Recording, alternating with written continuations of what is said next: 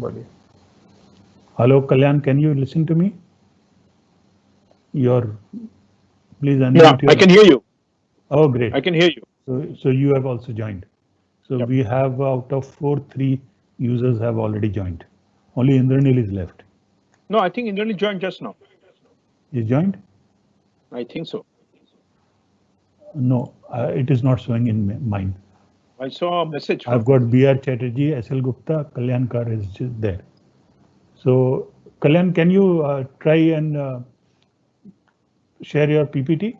Sure. Just for a test purpose. Yeah. Indranil has come. Yeah, good. Indranil has come now. So we are all good to go. Manoj, I can hear you as well. Okay. Oh, great. So we are all good to go. Now we can start. Okay. Nobody has any issues, right? Right. So I just wanted to check if sharing PPTs is a problem with anyone. If it is not, then I think we'll go ahead.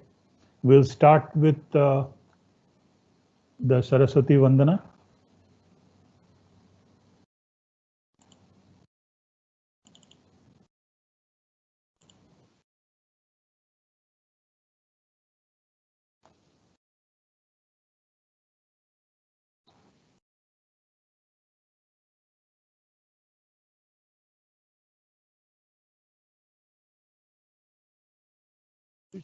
No problem.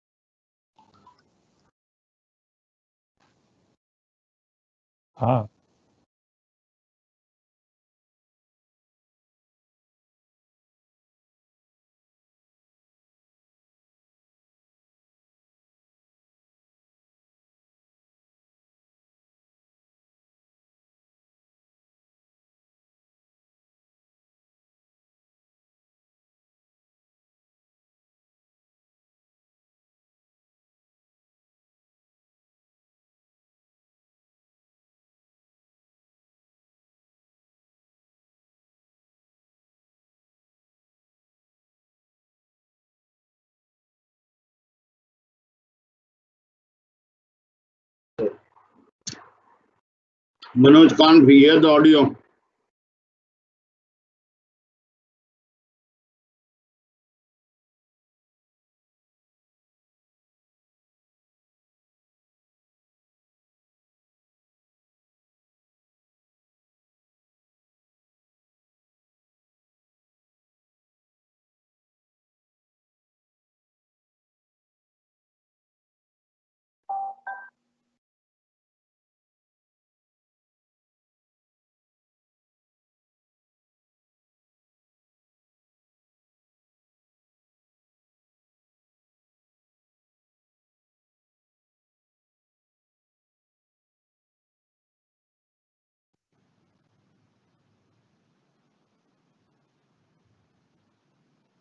गजाननं भूतगणाधिसेवितं कपित्तजम्बूफलसारभक्षितम् उमासुतं शोकविनाशकारणं Namami. Can you listen to the audio now? Yeah, we can get it.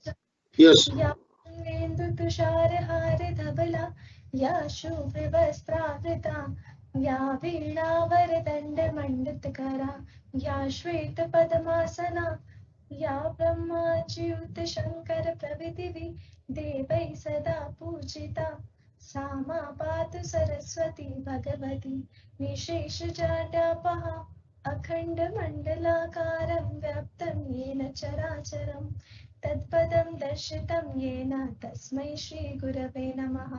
गुरु ब्रह्मा गुरु विष्णु गुरुदेवो महेश्वरा गुरु साक्षात् परं ब्रह्म तस्मै श्री गुरुवे नमः। त्वमेव माता च पिता त्वमेव बन्धुश्च सखा त्वमेव विद्या च द्रविणं त्वमेव सर्वं मम देवदेव त्वमेव सर्वं मम देवदेव।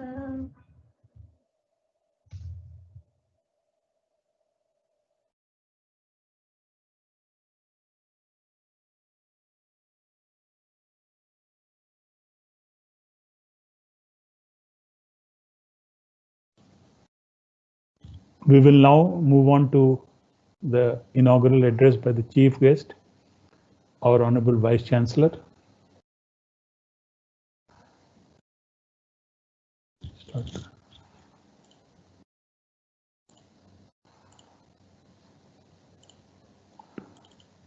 Good morning to all of you.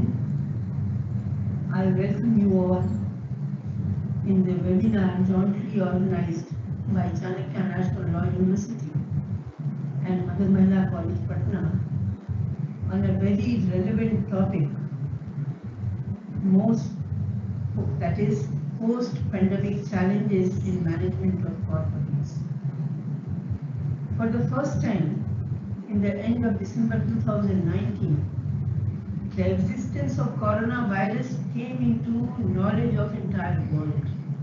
At that time, no one was apprehensive that this disease is going to engulf the whole world and its effect will be so disastrous and damaging. By now, it is very clear that the advent of coronavirus has presented a strange situation before the entire world and especially for India. This pandemic has affected all sectors of the country. The effect of this Covid-19 is going to bring physical and structural changes on corporate culture. This has raised several questions to be answered by corporate sector, especially its management. While government is working overtime in order to bring out the solution to meet the situation, the functioning of corporate industries and all other sectors have come to grinding halt. Production in private, public and to an extent cooperative sector has completely closed. There is no production, no supply, and reduced or almost no demand. The major challenge before the corporate sector is how to get back on track. The challenge is not only of production, but also of marketing, generating faith and confidence amongst employees, migrant laborers who have moved away from their workplace. There is serious problem of migrant laborers as there has not been any emergency planning to meet this situation by corporate sectors. The migrant laborers have moved away and this has caused scarcity of both skilled and unskilled laborers. Production cannot be improved due to reduced workforce. Another problem is reduced demand.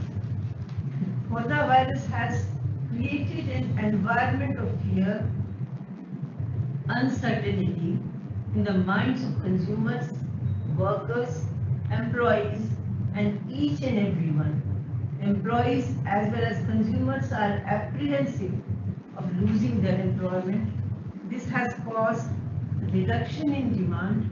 Reduction in demand is certainly going to result into laying off of a quite supervisory capacity employed in firms, industries, and corporate sectors.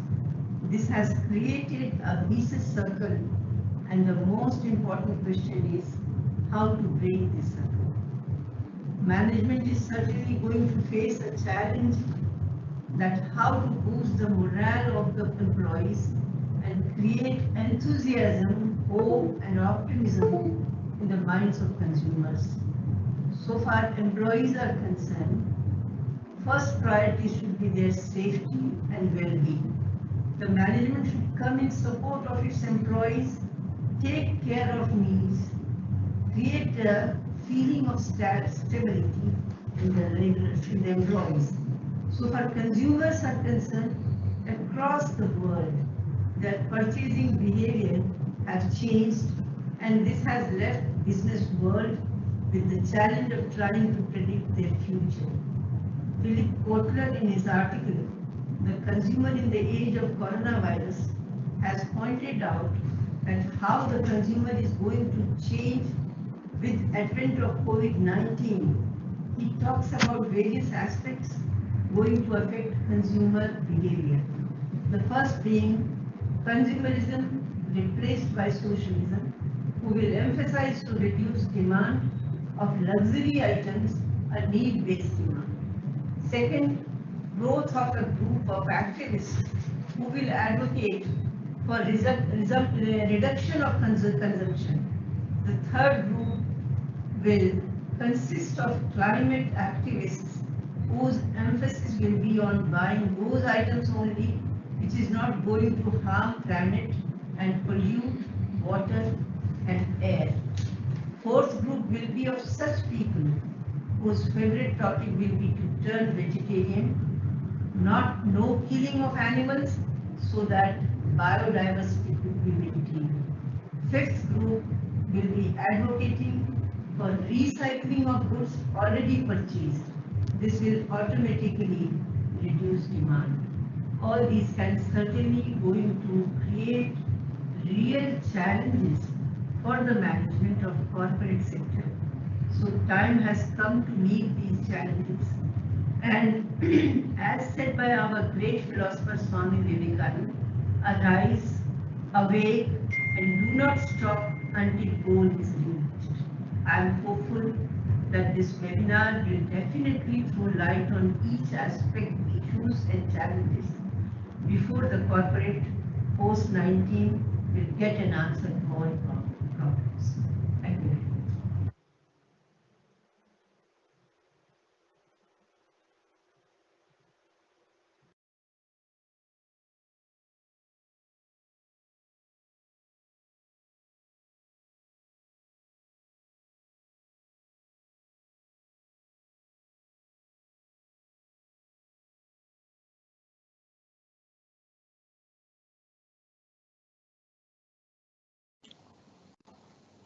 Well, we are thankful for all our speakers who are with us.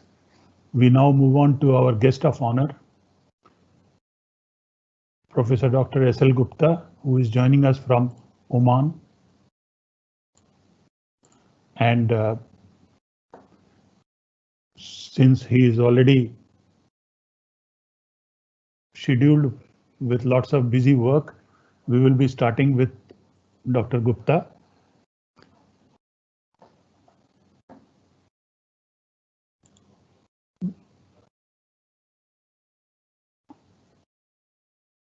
Dr. Gupta, please unmute your audio and video.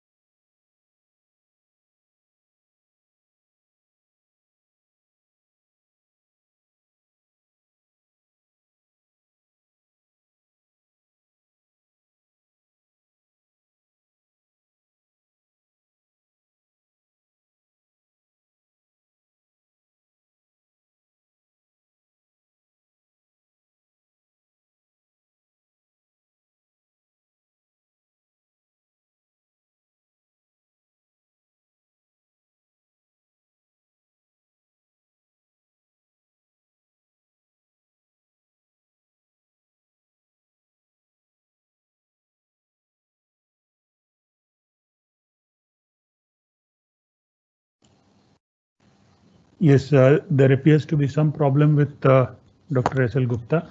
So I would like to invite our keynote speaker,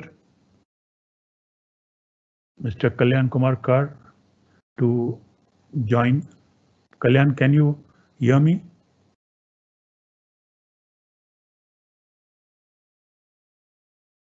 I can hear you. Okay, so we'll start with you. Okay. Since there is some issues with Dr. Gupta at the moment. Okay. Let's hope that later on he can join us.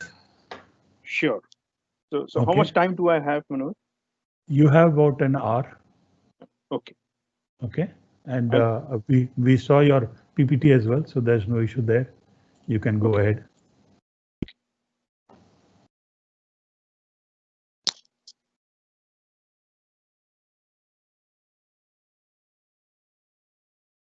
Yeah, you are now on the screen. I'm just sending you live. You are live now. Thank you. Thank you, Dr. Mishra. Thank you, Chanakya University, for this opportunity. I think it's an extremely relevant topic that we're discussing today, because this COVID pandemic has actually devastated the whole world and has raised a lot of question in people's mind as to what is there for us in the future and how the corporates are going to behave, what will happen to the young people who are going to pass out in the next few years, what does the future hold in store for them. So today my session, and I would like to share my screen first. My session will primarily be focused on the positive part of this whole pandemic. I think the last 2.5 months, we've heard enough of the gloomy stories, enough of devastation that the pandemic is creating, enough of the problems that we are all going to face. But I firmly believe that once we come out of this pandemic, we're going to reboot for a new world, a world which is going to be fantastic for all of us. And I'll lay my arguments in the next few slides and to explain to you why I'm bullish about life after the pandemic. Of course, after a certain period, we do have a difficult time for the few more months, but thereafter, what I think is going to happen. Before the pandemic, we already had few incidents across the globe which actually changed the world permanently. When I started my corporate career 30 years back in 1990, and thereafter, in the last 20-25 years, technology has transformed the whole world. But the challenges that we face were terrorism, global warming, and of course, the unprecedented greed of the corporate sector. We have seen incident after incident, which has marred the corporate images, and people have started believing the corporates and what they do because of various wrongdoings by the corporates. A lot of that certainly is a result of the global warming that we're facing today. And there has been an impact of terrorism across all our lives in every country in the whole world. And of course, technology has been an overlaying characteristic with which helped the world to change permanently. But this was till the COVID-19 came. And once COVID-19 hit us, it has devastated the whole world. Country after country has suffered. Business after business has suffered. Jobs have been lost. Hopes have been receded. And today, as we speak, we think we are heading for a big problem and we do not know what's going to happen in our lives in days to come. But is it all bad? Do we really think what COVID-19 did to the world?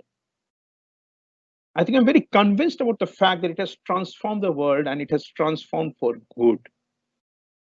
And I might sound very funny, unbelievable, that how can I say this? And I'll tell you why, the reason behind in the next few slides. The first thing this pandemic has made mankind to do is we have to pause what we have been doing relentlessly without thinking for years after years. It gave us an opportunity to think what we have been doing and think what we can do. And it has certainly given us a chance to redefine our life.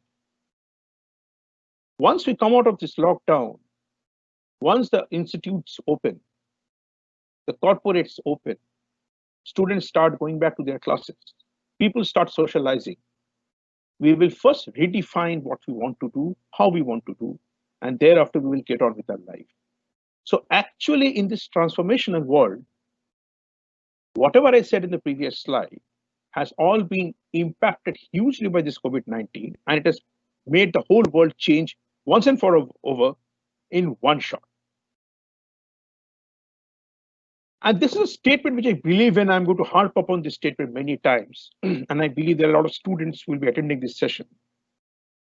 Post COVID-19, trust me, it is not power, but trust that will prevail. It sounds very philosophical, sounds untrue, but that's going to happen. The COVID-19 has showed us that whether you're a nuclear power, whether you're a superpower, whether you're an economic power, it doesn't matter. You can fall prey to the nature's decisions and nature's wrath. But when we come out of this, surprisingly, trust will be the factor which will guide our lives forever. And how it's going to impact us? It's going to impact us by driving behavior.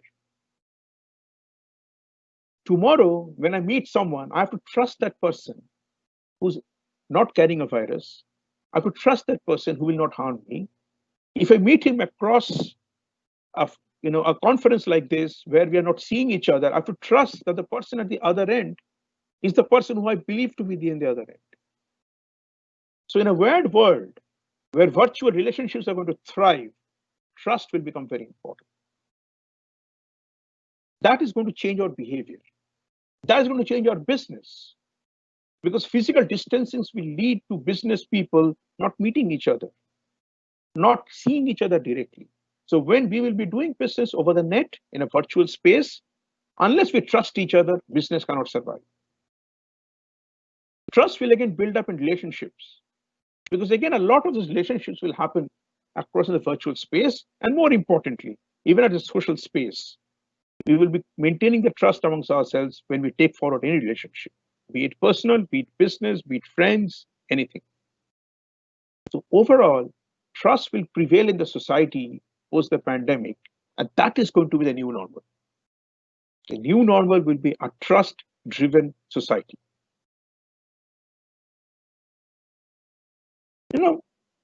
I come from the corporate world. And for a long time, the business paradigm of the corporate world had been profit, people, and planet in that order. We first were very careful about our bottom line. Are we making enough money, enough return on investment for our people, for our stakeholders, for our employees, for our investors? That was the primary objective. Then we took care of people, our people in society, people across the world. Then came planet. It was a third most priority in the people, profit, people, planet objective, the 3P that we keep talking about. Post-pandemic, the entire priority is going to change. It's now going to be planet, people, and profit. And what is the reason behind it? This pandemic is going to make society so conscious that we will first ensure that whatever business we do with, products we buy from, businessmen we deal with, are first taking care of the planet, because we have suffered because they did not take care of the planet for so many years. So companies will adhere to the ecological decisions and standards, and maintain the planet's ecology will become more important. Then corporates will now look at their own people in society, people across the world. And thereafter will come profit. And trust me, any corporate house who tries to violate this principle will go out of business. They will not survive.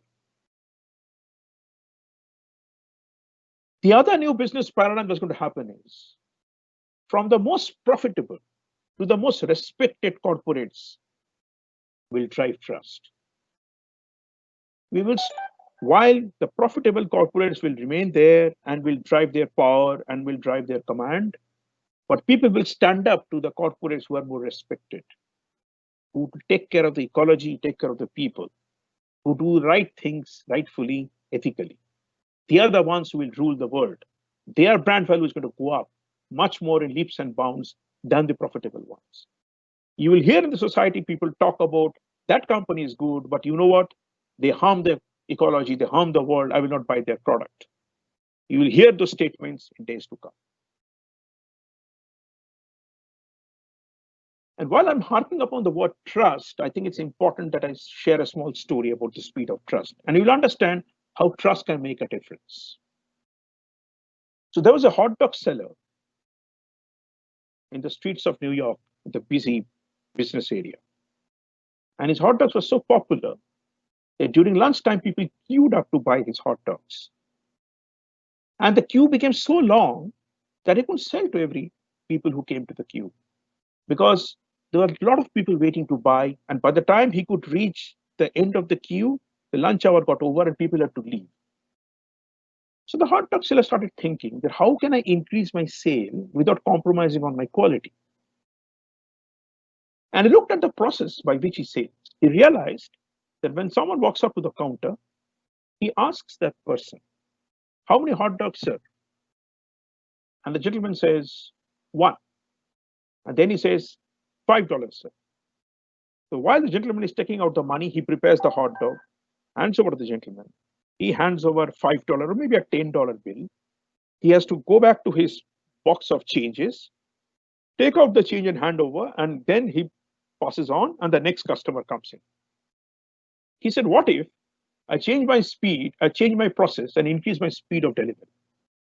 So one fine morning, he kept a box on his right with a lot of changes. And when the customer walked up and said, I'm going to buy a hot dog, he said, how many? He said, 1. And the customer asked, what is the price? He said, $5. While the customer was taking out the money, he served the hot dog and told the customer, please pay your money in that box. And customer after customer, they were confused because he was simply delivering the hot dog. He was not collecting the money. So one customer was curious and he said, you're not counting the money. You want me to put it there? He said, yes, please go ahead and put your money there because it will help me to serve people faster. And I know that none of you will cheat. That day, he sold 50% more hot dogs. When he went home and he counted cash, he found out that nobody had cheated him because he trusted on the other person, because he believed that his priority was to serve the customer and serve him with quality and serve him with speed. The customers reciprocated by the trust and they paid on time. And because he trusted, his revenue went up by 50% that particular day. And that is called speed of trust. And that is what is going to happen globally in days to come. For the managers of tomorrow who are going to run the companies and take decisions and take the companies to newer heights, remember, the new business paradigm is going to be physical distancing and digital proximity, or in short, we call it PDDP. We've been very commonly using the word social distancing. It's actually, technically speaking, physical distancing. And to enable this PDDP and to make business run smoothly, you have to use technology. We are seeing the new phenomenon of work from home, which is taking the world by storm, and it is becoming a new normal in days to come. You have to get innovative. I think innovation is going to be very, very important. And I'll share a few innovation stories a little later. You have to drive more value. Customers will look at more value-driven deliveries from you. And you have to create social impact. As I said in the very beginning, social impact and social businesses will now become very important. We've been talking about work from home management, and I think that's something, a fad that came up when the lockdown happened and the whole world realized that yes, it can be done. A lot of new business avenues opened up because of this work from home phenomenon. It was something that we could not have experimented unless the COVID-19 had happened in our lives. If I had gone back to my customer and I said that, you know what, my 100 people from tomorrow will work from home and we will deliver exactly what we could so long, he would have said, no way, that's not possible. But the COVID-19 pandemic, which was thrust upon us like a ton of bricks on one fine morning, forced us to go into that direction. And since it was a global phenomenon, my customers accepted that as a new norm. In the process, we found there are a lot of businesses, and I repeat, not all, but a lot of businesses can be done work from home. However, from a managerial standpoint, you will face few challenges in days to come. One, of course, is infrastructure. Remember, in a country like India, where we have the basic challenges, we are unable to provide basic facilities to our population, people who stay in the rural areas. Infrastructure for work from home can be a big challenge. And by infrastructure, I do not only mean internet bandwidth or telephone line. I mean basics like electricity. In Bengal, we faced a cyclone 2 weeks back, and even today, I know there are hundreds and thousands of people without electricity, without homes in many various parts of the state. So infrastructure, again, is going to be very impactful. A lot of people in this country have a single room where they're about the whole family staying together. So do we have enough space and privacy to have a work from home environment? That is going to be challenge number one. Challenge number two will be security. When you work from home, the data that you're dealing with, the information that you're dealing with, it's all at the mercy at your end, devoid of your employer's control. So security measures have to be brought in. How do I know that the person whom I've entrusted my client's data is the person who's delivering from home and nobody else? I have no way to find out unless I use technology. So from the managerial standpoint, ensuring security is going to become very important. There are a lot of work we do which is sensitive, which is bank information, and they do not want it to be done from home because there are no security aspect. That also has to be taken care of. The third important aspect which managers have to take care is the behavioral aspect. Work from home is a new phenomenon, and we are not psychologically and socially geared up for it. When I work from home, I actually work not from office, but from home. So if my office begins at 10, I must be on my computer at 9:55. When my office ends at 6, I must shut off my computer at 6:05. I do it in office. Will I do it in home? Do I have the same motivation to do the work? Am I maintaining the corporate discipline and standards? Am I getting up early in the morning for my 6 o'clock shift if I'm supposed to work at that time? The managers have to ensure that happens. Because remember, so long we had a team in an office, we could walk around them, we could motivate them, we could talk to them. Now they're all distributed. Your colleagues are in 100 different places. So how do you manage their behavioral changes? How do you keep them motivated? Yesterday, you could walk down the alley and pat the guy who's done a good job day before yesterday, and tell him, good job. Today, can you do that? How will you do that? Motivation is going to be another challenge, and so will be cultural. Because work from home is a different culture. So we all have to adapt as managers, as leaders of tomorrow, all of you who are there, you have to learn how to adapt yourself to this whole work from home new phenomenon. The other new business paradigm that we are focusing now is deglobalization. It's a very contradictory statement in a globalized environment. This pandemic came to us because we are globalized. If we were not, it would have stayed in China. But because we are globalized, because the world has shrunk into one small place, things happen across the globe at the same time. But this pandemic is teaching us to be deglobalized. And by deglobalized, I mean there'll be a lot of local focus. A lot of your kirana shops helped you during this pandemic. A lot of local suppliers, local people, local doctors, your neighbors helped you during this time. Your consumers became local. So deglobalization is going to be important, which does not mean globalization will go, but we will be re-looking into our local markets and local focus is going to happen. In a globalized manner, trade will continue, but priorities will change. Essential commodities will now, from a country standpoint, they will make sure that essential commodities are built within the country and become self-reliant. there will be a death of digital divide. So long, digital has created a divide in most of the developing nations. There is an India and there is a Bharat across this country. That has to get demolished. The wall has to be broken. Digital divide will go, and across the society, people will get the benefit of the digital world. That's going to happen. New business paradigm will be value driven. Integrity and honesty is going to run across the world.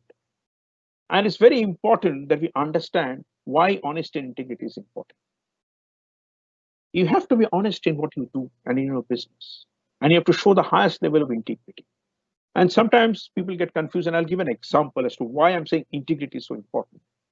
Suppose you're sitting in an exam hall and the guard is moving around you and you're not cheating, then you're being honest. But suppose you're sitting in an exam hall which is empty and you're the only person sitting there.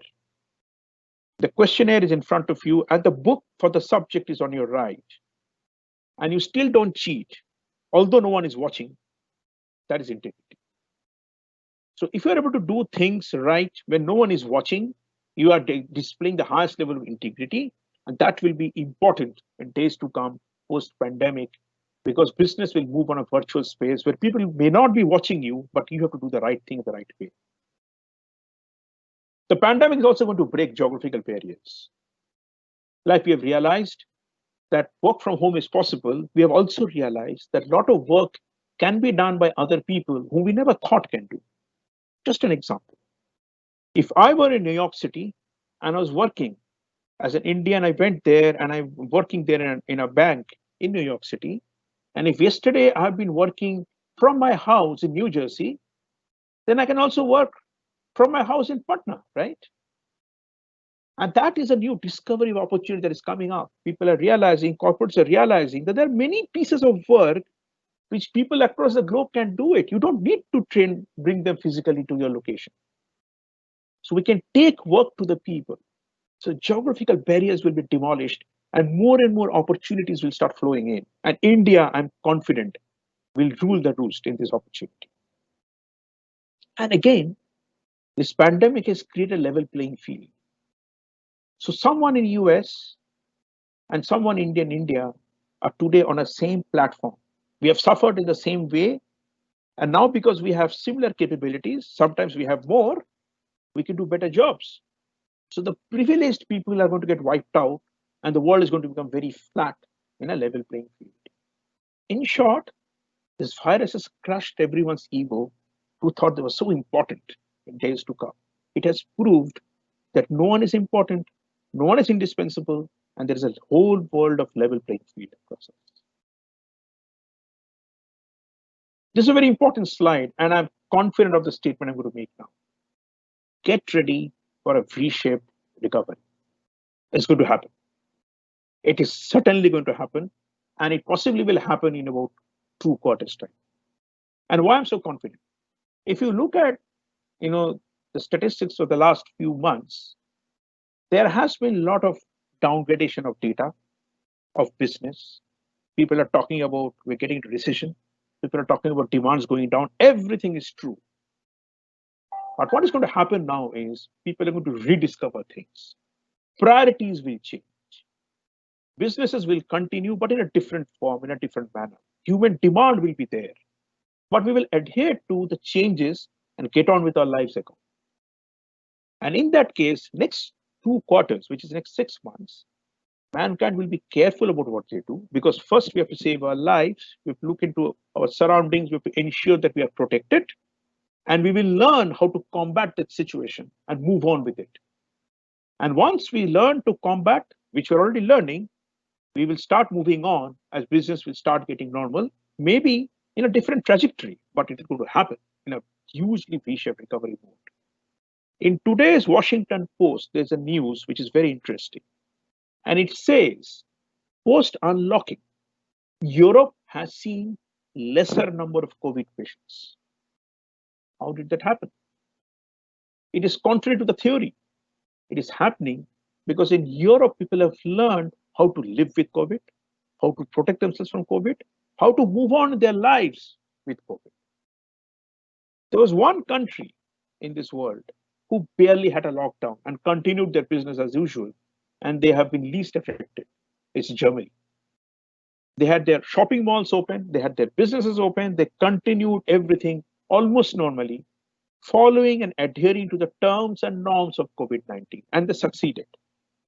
So if they could, India can. Yes, we need civic sense, we need discipline, we have to learn a lot of things. The country has shortage of resources, which we need to gear up. But once we are able to combat and we know how to deal with it, I'm absolutely confident we're heading for a V-shaped recovery. But when the recovery happens, the new generation of students, you guys, you're going to make a different world altogether. And I'm extremely bullish and always bullish about the next generation. I've always seen how they behave, how they think, how they talk, how they work, and they're far, far ahead of us. And the best thing I see in this new generation is they are much more socially conscious than us, much more socially conscious. They will decide what is right and what is wrong for the world before they decide what is right, what is wrong for themselves. This new generation will change the world for good. And the new generation will make India self-reliant. That day is not far off. I was very confident that by 2022, when we step into the 75th year of our independence, India will become an economic superpower. And I'm confident that's going to happen. And we will be hopefully in the next 2 to 5 years' time, we will try to become as self-reliant as possible. And we will slowly march in that direction. And it's going to happen for sure. This is my favorite slide because I would like to talk about the emerging opportunity areas. This COVID-19 is going to change our focus onto certain sectors, which will now become very important. One is health. Undoubtedly, I think there's no debate about it. Health will become an emerging opportunity. It will have a paradigm shift. We will look in a different way and we will learn what is important and how to live with it. Second is going to be education. Education, again, right now, we are having this session virtually. So it is proved that virtual session is possible. While it cannot replace the brick and mortar education that's necessary, but because the virtualization has happened, education can now be far-fetched. The underprivileged and the deprived and the people who have been lacking opportunities can now get the same education which someone in US or someone in a city in India could get. Education is going to undergo three phenomena. It's going to be interactive. So the student and the teacher will start interacting each other. It is going to be personalized. So people can learn at their own pace. If there's a very smart guy in my class and he has a capability to learn faster, he can. I will do it at my pace. That's going to happen. And it's going to become distant. So I need not be where I am to get it. I can be anywhere in the world to get educated. So education will completely undergo metamorphic changes in days to come. Agriculture. This is my favorite topic. Agriculture is now going to become extremely important in days to come, possibly the most important after health. And it's primarily because this is one sector where we have never spent time, we've never thought about it. Our farmers are there where they were in 1947. We never thought to thank them. We never thought of their contribution when we had our daily meal. Time has come to realize how important they are. And our COVID-19 has taught us that in spite of all our challenges, the food reached our plates and on the table. And we need to thank those farmers who braved this COVID-19 and carried on their supplies and their work. Now agriculture is going to gain more momentum. There'll be more productivity coming up. There'll be more focus on the farmers. And I'm hopeful that their income is going to go up. And in a country like India, 70% of our people depend on agriculture. And if we are able to bring up their livelihood, the whole country's economy will go up. Next is livelihood. It is important that the livelihood of people are taken care of. So opportunities around livelihood and creation of livelihood, be it jobs, be it entrepreneurship, self-help, all going to boom, and those are going to be the focus areas. We are hearing about people losing jobs, so restoring the jobs is going to be so important in days to come. If you don't create livelihood, we're heading for social unrest. So it's important that livelihood is taken care of each and every people. Next is technology. Technology will help in health and education, agriculture, livelihood, and technology itself is going to be an extremely big emerging area. It's going to create, an opportunity across the globe where opportunities will start flowing in and out, and the world will shrink further. And last but not the least, home is now going to get a renewed interest amongst all of us. We realize that in this pandemic, the shelter that gave us security was our home. So it is time that we look into our home once again and understand how that can become an important object in our lives. And businesses aligned towards home will now go up. I will have two quick stories to share to make you understand why innovation is so important in days to come, and how you, the young generation of India, will change the country and make us superpower through innovation. There are two small stories, and let me share the first one. It's called the fresh fish story. In Japan, people love sushi. So fishing is a very big business out. So it was found that when the ships were, fishing, they fished so much that the fishes around the shore all dried up. So the ships had to venture deeper into the sea. When they went deeper into the sea and they fished and came back, it took them longer than usual from the fish which was caught to send it to the market. So the market feedback was that, the fishes are not tasting as fresh as it was before.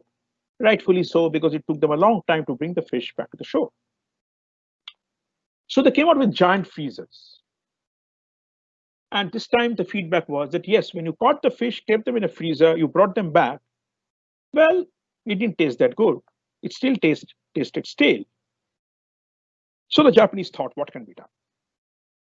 And this time, when they caught the fishes, they put them into a giant tank, which was filled with seawater, which was saline. So the fishes were almost in the same environment like that of a sea.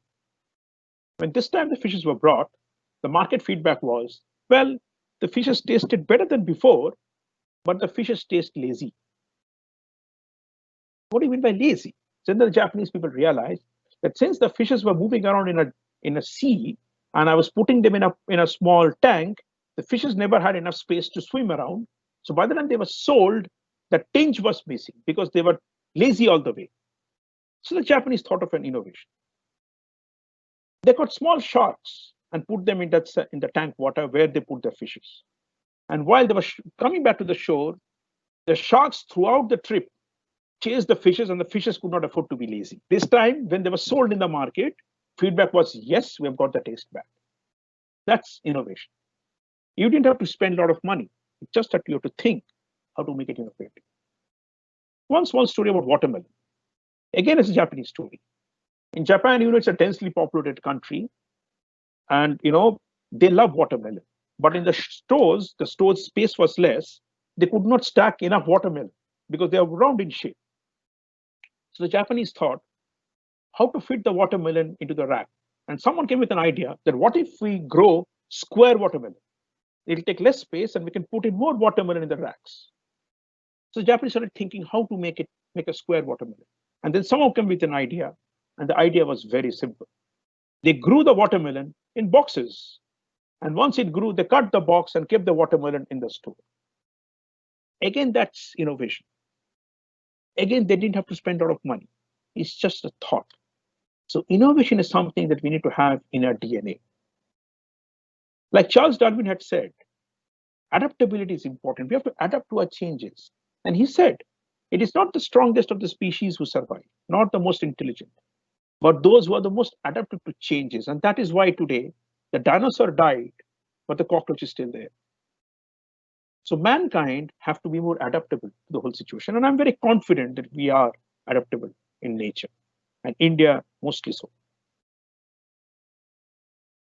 We also talk about human resource, and let's talk about why important it is. While we're talking about technology and innovation and everything else, end of the day, behind that, you need a human resource.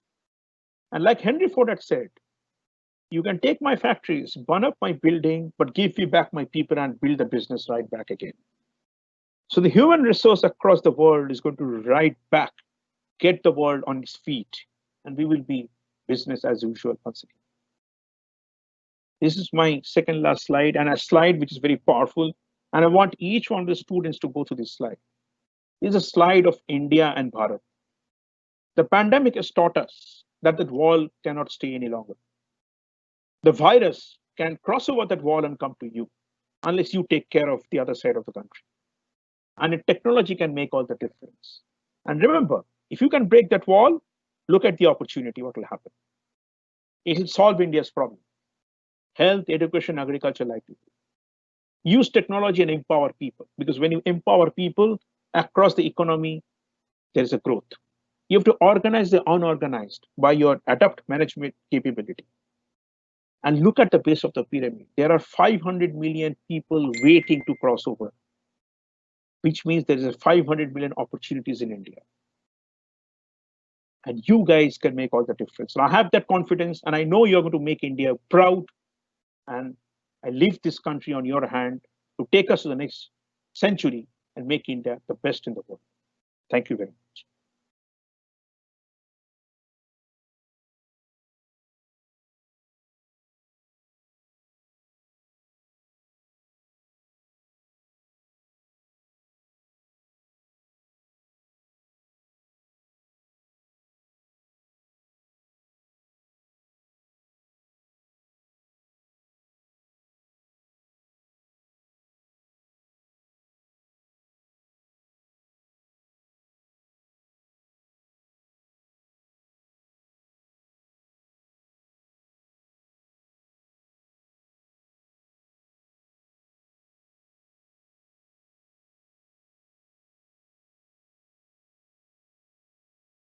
Manoj, I presume you are muted. We can't hear you.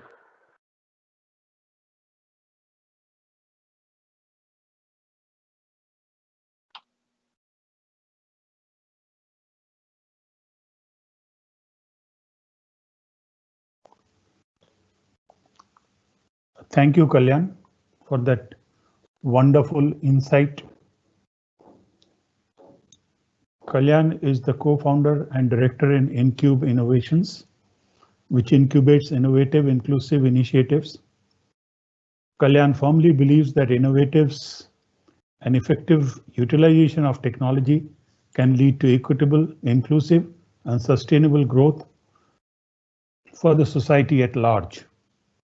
Currently, he is involved in incubating several startups in the area of technology, education, healthcare, BPM skill development, data analytics, and earlier he has co-founded the US-based healthcare service company, which was finally acquired by the world's largest employee benefit organization for US dollars 140 million. His ventures have won Great Place to Work award in India for 3 continuous years, as well as exciting emerging companies to work for by NASSCOM, and was the All India finalist for NASSCOM Innovation Awards. On the educational front, he has graduated from St. Xavier's College. He is a chartered accountant as well as cost accountant by profession with All India merit ranks. He is a regular speaker in most forums, and his social views on and opinions are there in the press, electronic, digital, and social media. Currently, he is the executive committee of the Indian Chamber of Commerce, IT Committee of Bengal Chambers and Innovation, and IT Committee of CII. He is also the governing body member of Nagabandita Industrial Township Authority and Vice President of Sector 5 Stakeholders Association. Kalyan has served as the jury for the CII Industrial Innovation Awards, Bihar Startup Idealthon, as well as Webble, BCCI Tech Incubation Innovators. Currently, he is a mentor of Webble, BCCI Tech Incubator Center, and is a trustee of Sahaj Pahat as initiative towards inclusive and quality education for all, and the Boston Pledge Asia, which is initiative to promote Bengal globally. Kalyan has been part of the government business delegates to overseas countries promoting the Make in India and Bengal Global Business Summits initiatives. We are thankful for Kalyan for having spared his time and shared his views, especially post-COVID. We'll now see if Dr. Gupta is available. This call.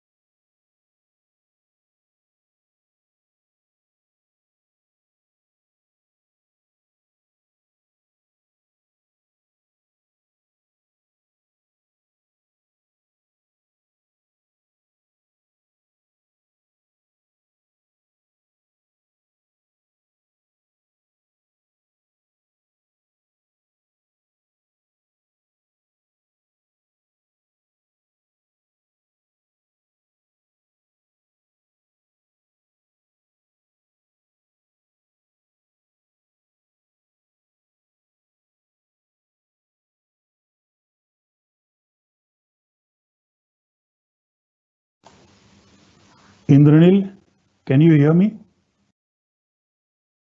Yes, I can. Okay, so it is your turn now. We have Indranil Das from IIM, and of course, an expert in agriculture. Indranil, I'll give you an introduction post your presentation, because I find Okay, that no is always better, because then people know whom we are talking about. Oh, sure. No problem. No problem. Please Thank go you. ahead. Unfortunately, I don't have a presentation because, No issue, no issue, no presentation is required. Stuff. No presentation is necessary. Only thing you have to remember is that in this online, there is a lag between what you speak and what goes live. So Okay, speak slightly slowly as compared to normal presentations. Thank you, Manish. Thank you. Thank you. Thank you, Vice Chancellor ma'am. You are now live. Okay. Thank you, Vice Chancellor ma'am and Manoj and the August gathering of this conference. This is really a privilege for me to be part of it. And since Manoj informed me about this, I have been thinking about what should be the changes. The changes are huge. The changes are immense. This is the paradigm shift. Probably what we are going through, we haven't ever. So, I came to know Kalyan would be also a speaker, and knowing Kalyan for the last 52 years, he is my buddy in school. So I know that he would tell everything. And as usual, for the last 5 decades, I have nothing to talk after he speaks. So I started thinking again. I'm joking, Kalyan. Don't take me seriously. So I take it from what Kalyan said. Post-COVID, not power, but trust will prevail. And I can't just agree more than that. WFH, that's what people now call it. That is work from home. Sanitizer, mask, wearing mask, and carrying a bottle of hand sanitizer in the pocket, and social distancing is the new normal. And trust me, believe me, this is not going to go in near future. This is going to stay here for probably next a decade, or this is the new norm. Because in no uncertain term, I can tell you there is not going to be a vaccine in next year or a year and a half. And we are still struggling for last 10 years to vaccinate the entire country for polio. 10 years. And we should be aware that vaccinating the entire 140 crores of people should take as much time. So let's realize the challenge we are faced with. This is the new normal. But I would like to add over here, it's no more survival of the fittest, it's survival of the quickest. It is the quickest or adaptability. The people who will have the who can adapt to the situation will be able to survive. So then when I came to the question of survival, I asked myself, or you can ask yourself as well, what did you do? When did you hear about the lockdown? What did you do? What did we all do? Just think, we just went out to buy stuffs, food. We started hoarding milk, vegetables, fruits, and edible stuff, which is actually needed for our body, for survival, for our life. We never went to buy a mobile camera or few clothes or few Gucci bags. No, we went to buy food that's going to be survival. So what I intend to do is to dwell upon the rural economy a bit, because I think speakers after me and Kullan before me has said enough on the corporate culture that's going to fail. So why agriculture is important to life? Or why rural? When I talk about rural economy, it is agriculture, floriculture, dairy, apiculture, animal husbandry, an entire gamut of stuff. So that is in a moment in a tremendous stress today. We can't think of what type of stress it is, and that's the basic of survival. And I was thinking about, agriculture is supposed to be the most important of the rural economy. Then I was thinking, imagine a world without farm. Can you imagine a world without farm? All barren lands, and what we'll have? Yes, that's exactly what we are going to have in next 60 years. In next 60 years, the soil, which is the basis of human civilization or human existence, is not going to sustain agriculture anymore. Agriculture is not something which is going to go on and on and on as we think. No, it has a shelf life as well.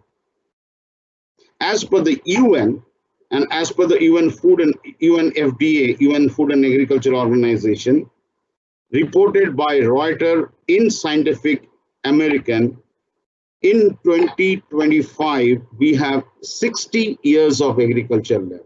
And that's within our children's lifetime. That's within you students, your lifetime. 60 years.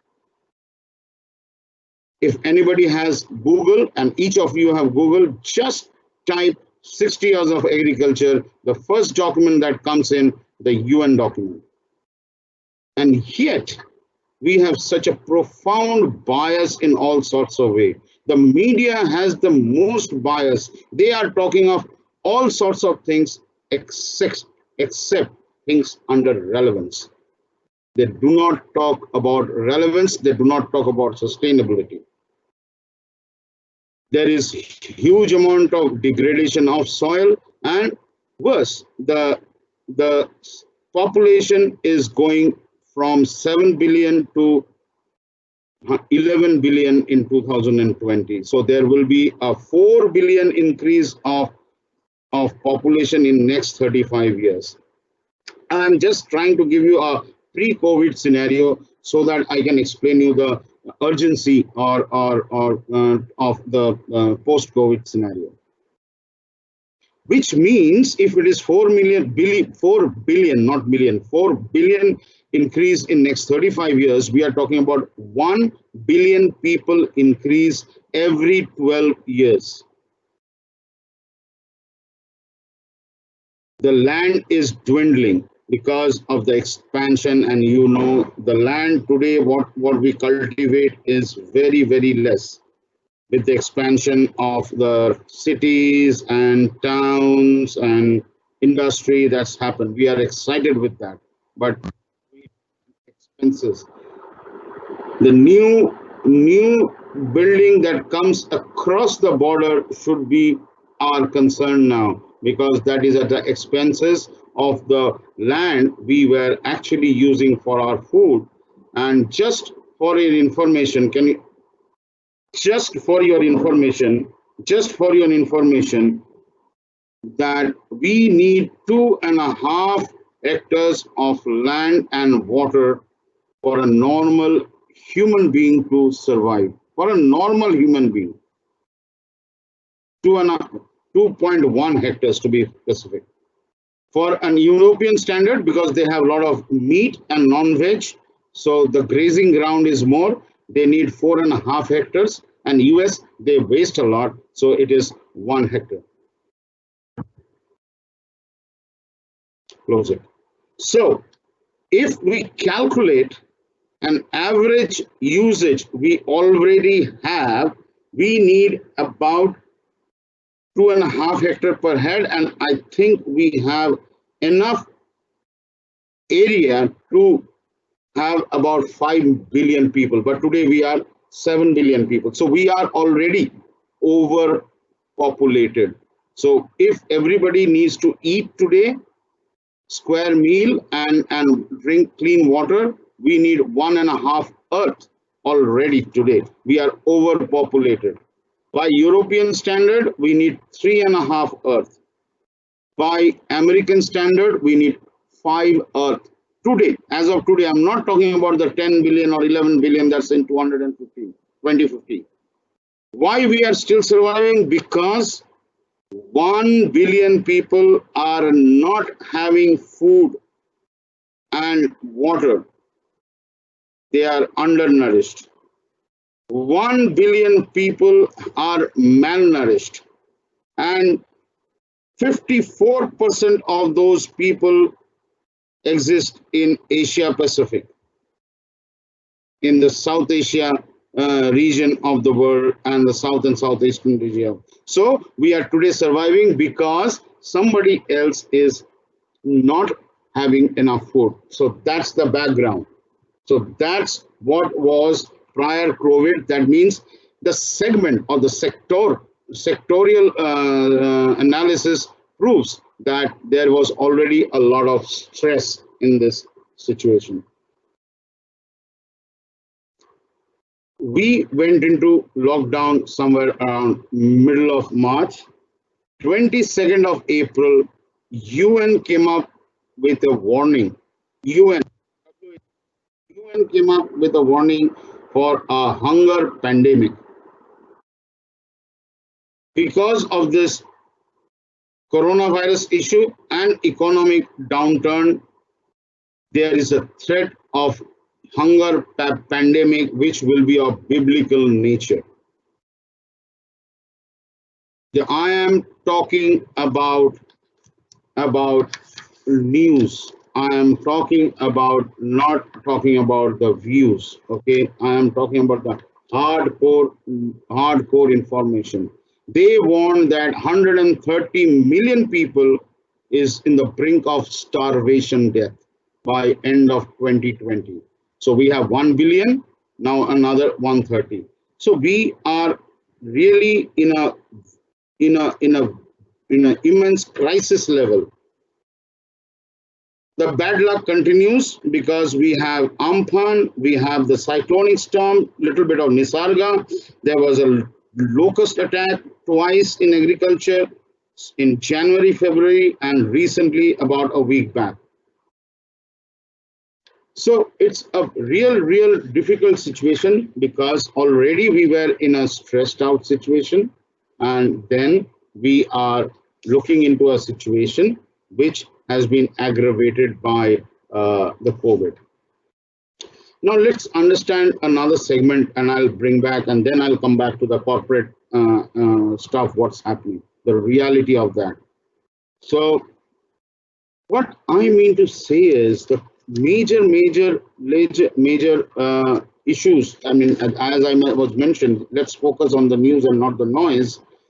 We in India have about 23 lakh migrant laborers. And that's not the family, it's basically the migrant labor. And out of that, 7 lakh of migrant laborers works in agriculture. 7 lakh. You know, I mean, it was under no way we could have migrated this 23 lakh migrant laborers to their villages. No way. Because if you look into the statistics a little bit, a passenger train, how many passenger train do we have? We have about 12,500 or 12,600 passenger train. How many coaches do we have? We have about 68,000 coaches. So considering you put in 72 laborers per coach, you cannot transfer more than 49 lakhs at one time. And we are talking about 23 lakhs, sorry, 23 crores. Okay. We have a lot of problems. So if we come into the rural economy, let's talk about agriculture, floriculture, horticulture, and animal husbandry as a rural economy. So what are the challenges they were facing? Let's give you one example. Milk or the dairy industry. India produces 50 crore liters of milk, and that's basically in the rural India, and the milk is produced in the morning, and they have to come to the mainland city to basically sell that product, and that was lockdown. So there were no ways they could bring those milk. The cow is producing the milk. Cow is not under lockdown. So there are 20 out of that 50 crore, 20 crores liters of milk actually farmer keeps for themselves for other distribution, where the farmer comes in and serves it to the public, which is gone. Then we have the 10 crore which goes to the cooperative, and about 10 crore goes to the hotels and several shops. You know, you have the tea shops, the sweet shops, and other commercial establishments. So in reality, because of this lockdown, the entire industry was absolutely shattered, the dairy industry, except probably a little bit in Maharashtra, where some effort were taken because they transformed the milk into ghee or dried milk, because that's where some microfinancing and microcredit was immediately made available, and they could basically do the stuff, take that initiation and do it. So that was Maharashtra, and I'm not too sure about what was happening elsewhere. So the industry is shrinking. The corporate world or the corporate language is also in sync with the industry or the sector. We cannot dissociate. We are inclusive. We cannot dissociate the reality because we think of something. Okay, so I am talking, that's the reason I wanted to talk about the sectoral challenges a bit, and then get back to the corporate. So of that migrant laborers of 7 lakhs, which we have today in agriculture today, most of the migrant laborers have left for the house, and those who are present are basically waiting to catch the next train back home. The government opened up the rural agriculture after the lockdown 1.0. Okay, they were hoping that the activities will pick up, and after everything will be now hunky-dory. But the reality is completely different. Let's take about a segment called, let's take a beautiful segment called floriculture. That's the flower. That's about 20,000 crores market in India. First, it was shattered by the untimely rain we had, and then we had the lockdown, the peak season for consumption. There were no sale at all, no social gathering, no temples, no festivals. The Eid went like that. The festivals went like that. We people are not offer flowers to God. That means God has also become secondary. We can do without God. We can pray at home. It also proved that God is everywhere, not only in temple. We have survived praying God at home. Paradigm shift broken one by one. The paradigms are broken one by one, and the paradigm shift is taking place. So 80% impact was there in floriculture. Out of the 20,000 crores, entire family dependent on this 20,000 crore market is shattered. The supply link is broken. So let's talk about Rabi. The Rabi and the harvest, because that's the period when we get the harvest, March, April for the Rabi. We had a challenge again of the weather there. We had a lot of rain, hailstorm. In fact, we didn't have a summer this year. I think we all realized that. We never had to run our ACs continuously for a month, and we never said, wow, what hot it is today. It rained regularly, untimely. No laborers were available because of the lockdown during that period of time, which actually delayed the harvest. So much of the crops were lost because of untimely harvest. Then government issued a notice to bring the harvest on certain date, and they have a real reason for that. They wanted to avoid crowding in the mandis, but that complicated the situation. That complicated the entire harvest side of things. In fact, it took 3 months to harvest a Rabi crop, which was actually harvested in 1 month. So it has complicated the stuff. Okay. The labor for harvest have gone back home to the village. There was no labor. And whatever laborers were there, they were asking for a huge amount. So the cost for the poor farmer has further gone up. And the labor was not there to load the harvest. And the same problem has happened for Boro paddy. I have seen fields unharvested and kept there on the field. The paddy is kept on the field and the paddy has germinated. It's such a pathetic sight to be in. In vegetables, another segment, vegetable, major labor problem. The major sales is in the urban area of the vegetables. Okay.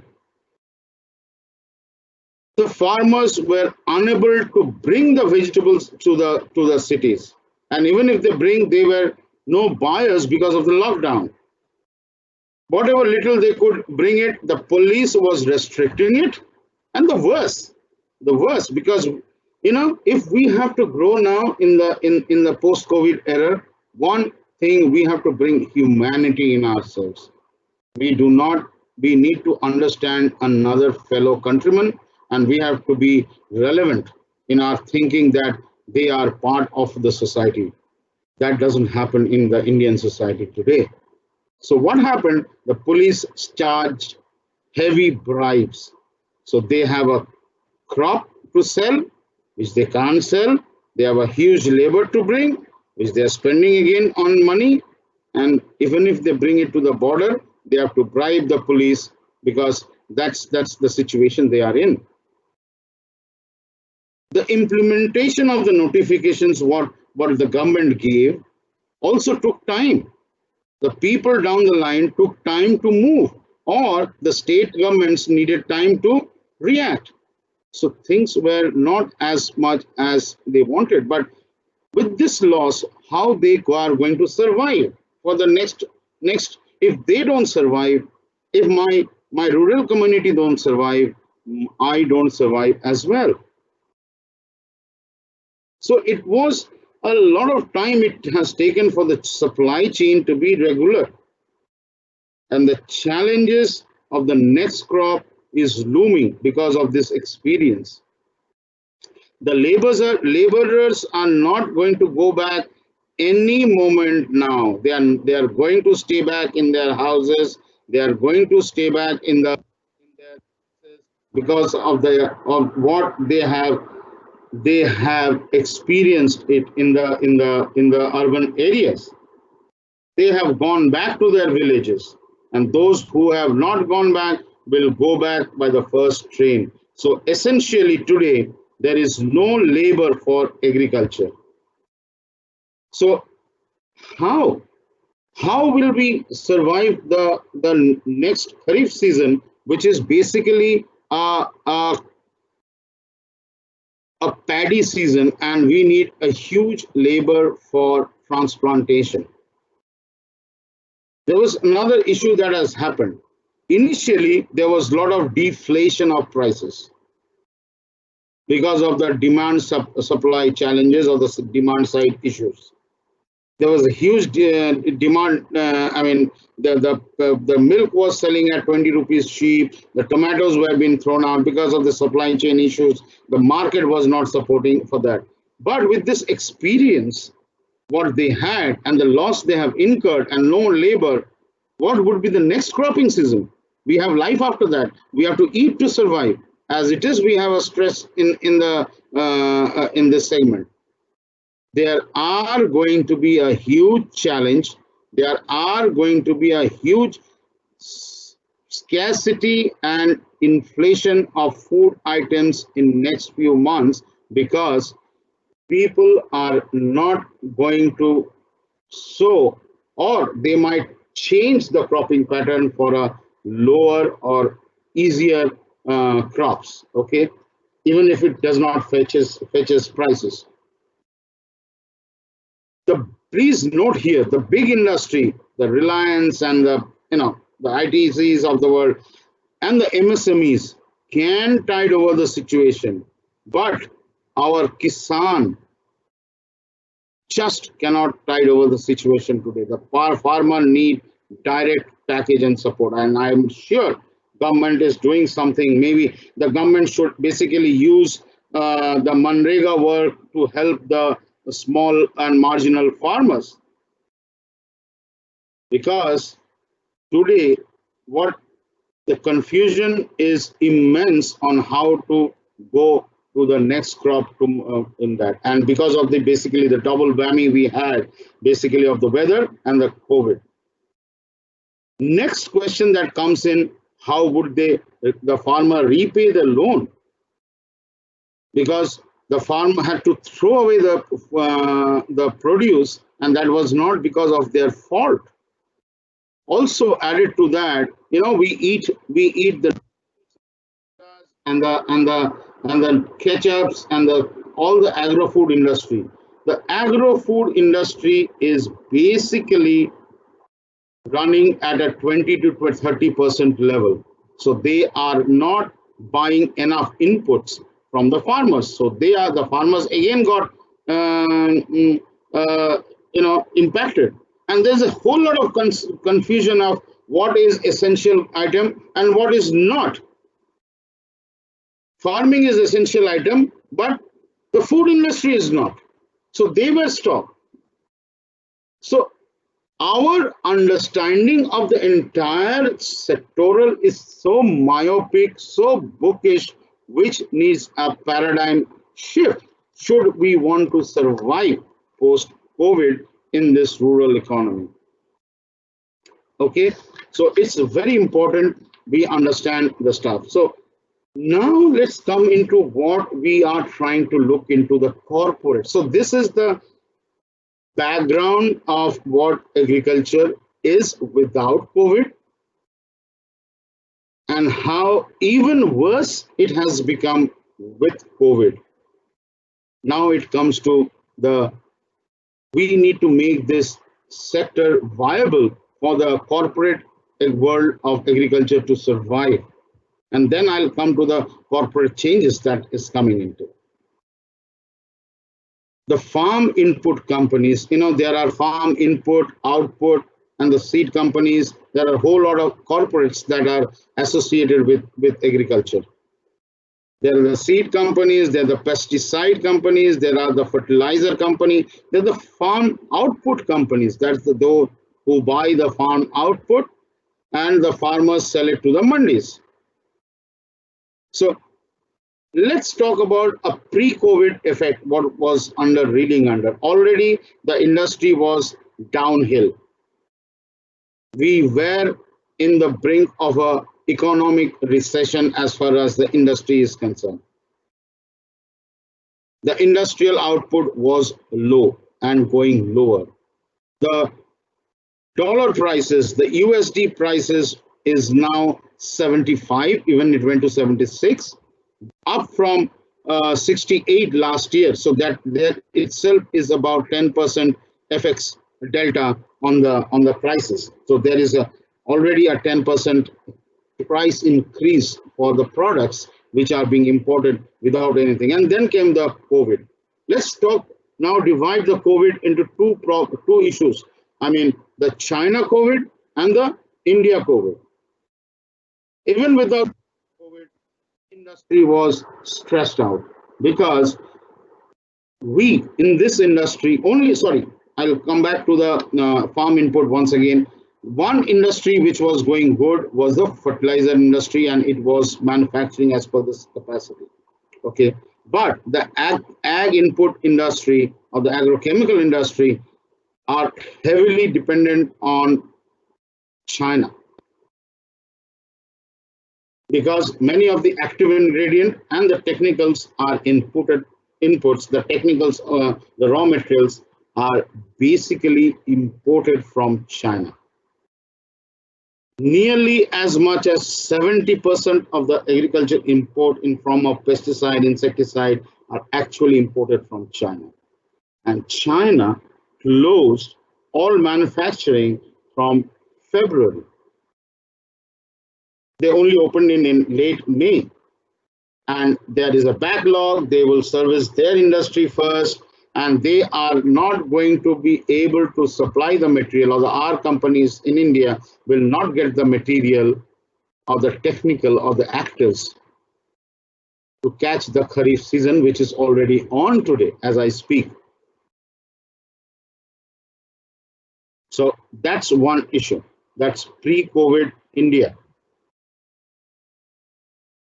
And because of that surge of that demand, the market demand has also come in, and there was issues of market holding by the distributors and the retailers who thought there will be a product unavailable. Okay, so that is also changing the end user price of the product as a result of this change in the China. Now let's come back to India.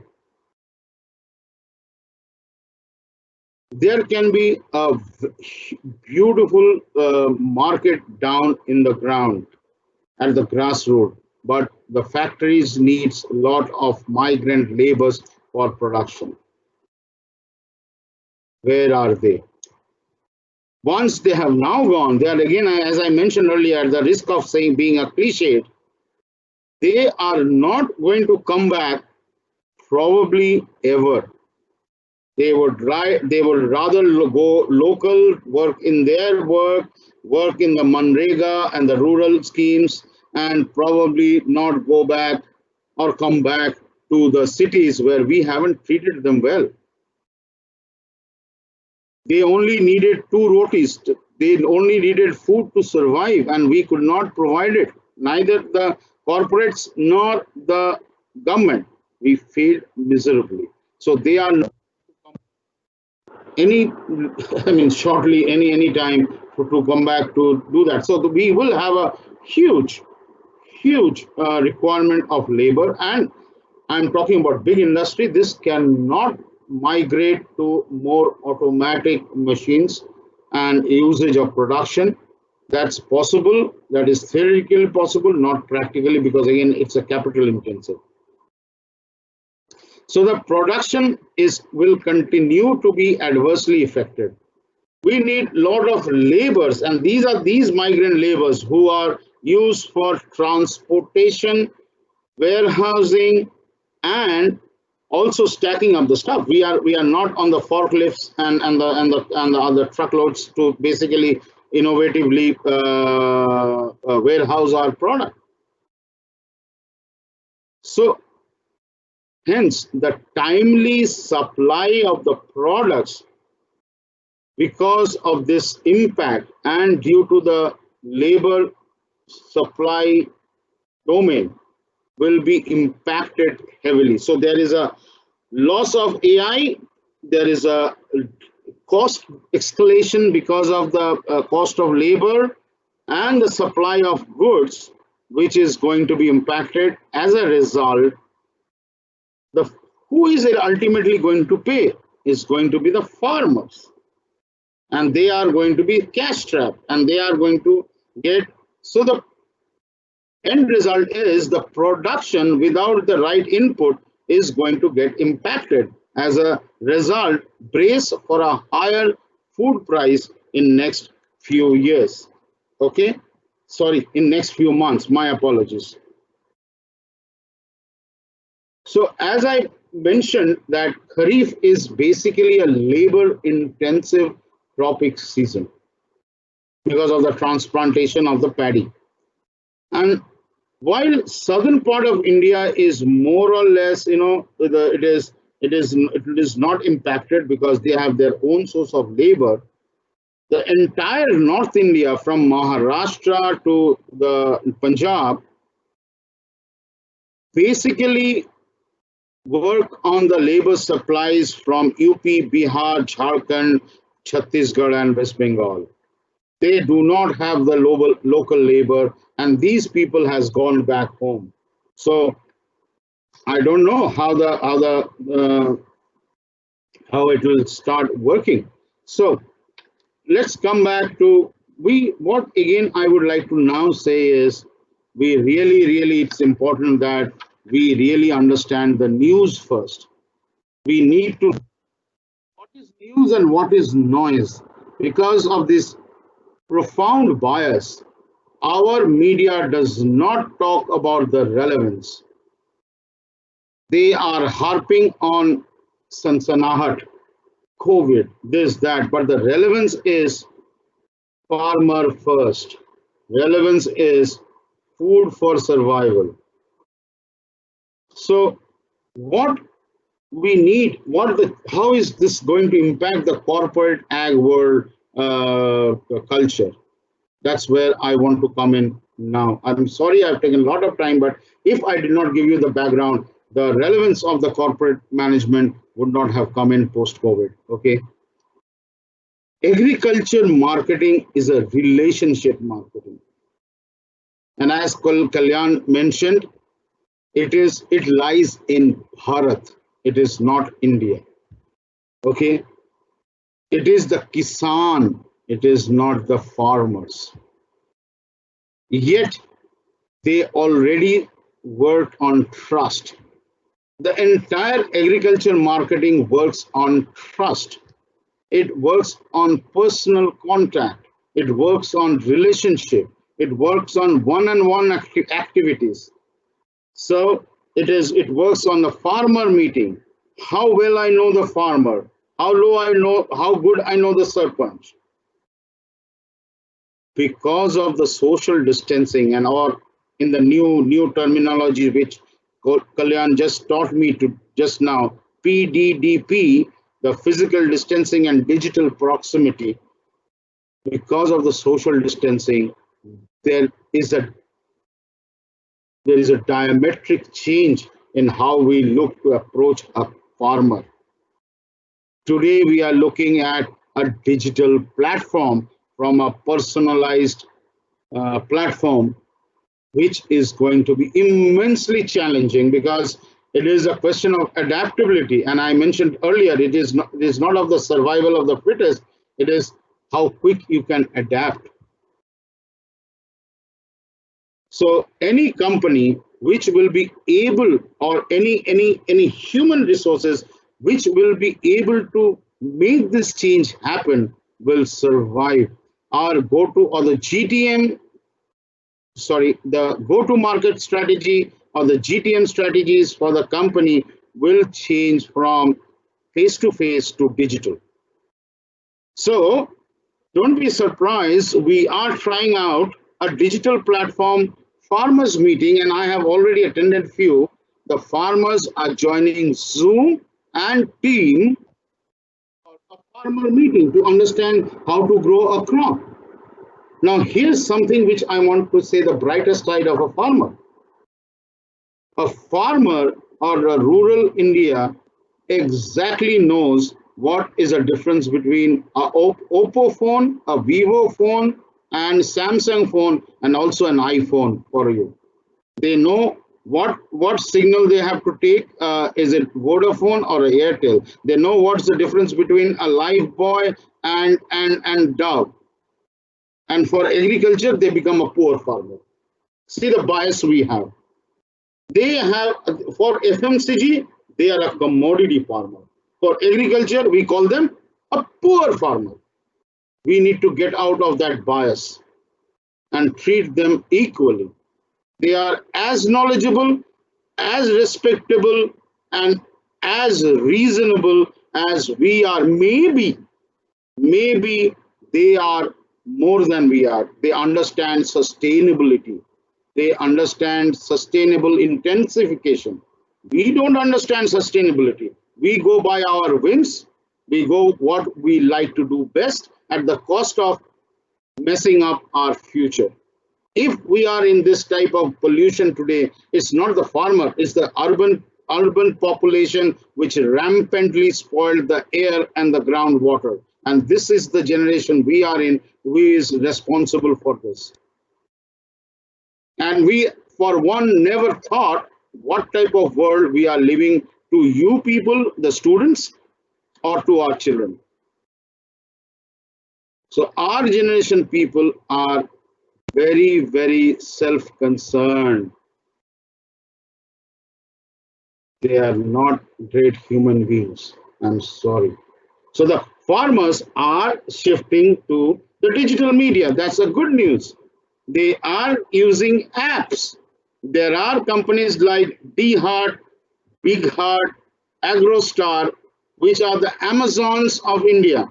They are using app, getting the product, and paying through Paytm. So the digital platform has already come into play, and we will migrate to that digital platform as we move.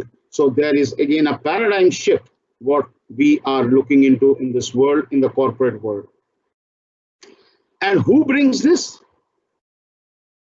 Who brings this? It is the people. It is my team. It is the team of people or the human resource which is going to bring about the changes. And that's why for the people, for the company, well-being of the employees are going to be of paramount importance. We cannot lose an employee, because you can always say there are hire and fire companies who they say, okay, if you perform, you perish. Hang on. What we don't understand, if he perishes, the company also perishes, because if he goes away with the tons of experience which he has gained while he was in the company or she was in the company. The experience is priceless. And when a person leaves the company, we lose not the person, we lose the experience. And it takes as much time for another person to gain that quantum of experience. So and today, when we are having so many paradigm shifts, human resources are going to be of paramount importance. We have to take care of the people. We have to take care of their well-being of the employees. Apart from the employees, we have to take care of the well-being of the channel partners, the distributors, the retailers, the mom and pop shop down below in the grassroots. They need to be looked after. They should survive, because if they don't survive, the company or the corporate world doesn't survive. One thing while in the employees, I can tell this segment is blessed is because of COVID. There is no threat of job loss in agriculture because pharma, education, and agriculture is probably 3-4 domain where job loss won't be affected. This domain will be required and they will actually grow after the post-COVID scenario. So these are the good segments to look at as a student for your career in future, because this is a test of time. If they could have survived, people need food to survive. People need pharmaceuticals to survive. They need to get well. They can do away with the electronics. They can make the company, they can make themselves more humbler and simpler, but you cannot do away with the food. So job loss in this industry is not a challenge, for heaven's sake. That's the new advantage what we see. The second challenge for us, as I mentioned, again is a cliche, is basically the demand forecasting. So demand is there, but how will we produce? And if we can produce, how do we supply? So the labor and the supply chain will be overheated and stressed, because we today live in a connected world. We are in connection with everybody today. We are doing a vast networking every day. We are talking to people, we are in WhatsApp, we are in Snapchats, and we are in Instagram, Facebook, LinkedIn, everything we are there, and we are linked to people. We have developed a habit of just in time, JIT, that's the word. Previously, I'll give you an example. Previously, when we did not have the ATM, we planned for our expenses. We used to go to the bank, pick up the money for next 1 week, keep that money, plan our expenses so that we don't run out of money. Today, each one of us has tons of cards and Paytms and all sorts of apps, and probably have 100 rupees note in our wallet. And we have just-in-time expenses. So whatever expenses which we need to make, we just go and do it. No planning, but those habit has come into our entire system. So, but delivery of business now will become a real challenge. So how are we going to mitigate this? Conversation. We need to, as a professional, need to engage in whole lot of conversation. Conversation needs to solve the challenges. Please understand, we need to maintain relationship. We need to maintain the business, because everybody has to do business. Everybody wants to do business. But manage your emotion. Manage your expectation. Do not overpromise.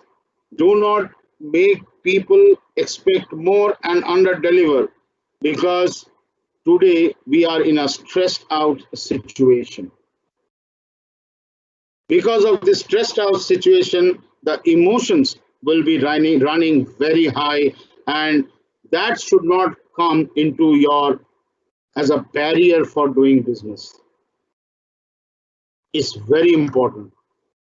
So speak to people, pick up the phone. Social distancing does not mean social. You do not have the connect. It is a physical social distancing. That's what physical distancing probably, so Kalyan meant that. Pick up the phone, talk to people, pick up the phone, have your as much as communications through Team, WhatsApp, Zoom, and Citrix, WebEx. That is Google Duo. There's a whole lot of stuff, media platform to talk to people. Talk to people, share their concern. Be inclusive. Please do not look into the scenario where you first. No, it is the people first now. It is not inward looking. We need to become more inclusive, not inward looking, and we need to be more emotionally, adaptable. We need to be more expectation oriented. Commit that which we will be able to meet. So this is in general I had to say. Thank you for listening, patient listening. I hope it helps you as a student and those who are listening, listen to me. Thank you.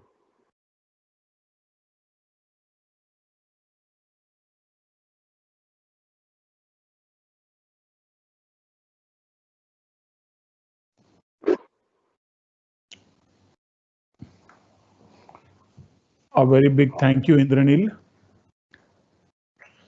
Thank you. Indranil Das is presently founder and CEO of Biotrends India Private Limited. He's been associated with global agriculture for the past 3 decades and offers a successful history leading to business development, marketing, strategic planning, budgeting, supply chain management and development, and sales and marketing activities. Indranil held key roles in sales and business management at Agrinos, Centura Corporation, Dow AgroScience India, and Zeneca Syngenta India. Indranil holds a master's in agriculture from the Indian Institute of Agricultural Sciences, Banaras Hindu University, and management degree from Indian Institute of Management, Ahmedabad. Indranil is experienced in business startups, and he completed a couple in India and globally. He is highly accomplished and seasoned business strategist, experienced in introduction of new product launch, planning, implementation of field trials, registrations, and networking amongst the agro input industry globally. Thank you, Indranil, once again. And thank you, Manish. Thank you. And we now move on to P.R. Chatterjee from Times of India. Mr. Chatterjee, can you hear me? Yes, sir, I can hear you. Great. So it's your turn next, and I'll be giving your introduction to subsequent to your presentation. If you have, I'll just be sending you live. So please switch on your video and presentations, if any. Okay, thank you very much, Manoj. Yeah, your picture has come. Now you are going to be live. Yeah, now you are live. So I think you're all able to see me. First of all, I was just listening to this stalwarts, means Indranil Das, Kalyan Kaur. Excellent speaker. I would simply call them an encyclopedia of knowledge. So for me, it's a learning experience, and I don't consider myself. I do myself to be very small to be a part of this forum, where we have people like Indranil and Kalyan Kaur. So I'm basically a practicing manager, converted into teaching and other things. What I was experiencing from all these talks that our discussion of today's is more focused onto the management of corporates. But unfortunately or fortunately, you can say we were discussing about the impact of COVID, what is to be happen and what is to be done, what is not to be done, how the globalization is happening and other things. Other than this work from home, we couldn't focus much on to the practicing of corporate house, this post-COVID. This is what the topic I think was being assigned. So I'm a very practical kind of person, so I will simply start speaking on to how my organization and the other organizations might be thinking the impact of COVID in their management of their corporates. That is what the main topic is. Another thing I could also observe that I don't see much participants in this meeting. So probably they are listening. They may not be able to visualize or see me or see anybody of us, maybe some because of some technical reasons. So that is all there. So let me start from where I would like to focus on. First of all, nowadays, after this post-COVID, we are talking about social distancing. So what is the social distancing? That means you have to make a distance amongst each other. Anybody and an employee, two employees sitting or walking in a place should maintain a safe distance. I think it's around 6 feet or 5 feet or 4 feet, so that nothing goes wrong as far as the infection do not get transferred. So before this COVID, means pre-COVID, all corporate houses were focusing on to making organizations infrastructure to have a limited space with maximum employees to work for. Suppose the workstations are designed in such a manner that so we hire a minimum space of 1,000 square feet and we accommodate many people to sit and deliver and to work from that particular organization. You might have seen small banks also. They are actually optimally utilizing the spaces. So when you talk about social distancing, the first and the foremost requirement with the corporate have started realizing it that we need more space. We need more space and the infrastructure of workstation needs to be changed in such a manner that we work there, we sit there. So what is actually happening? For more social distancing, you need more space. It is quite but natural, more square feet of space. Suppose you are paying rent for 1,000 square feet, you'll have to pay a rent for 2,000 square feet.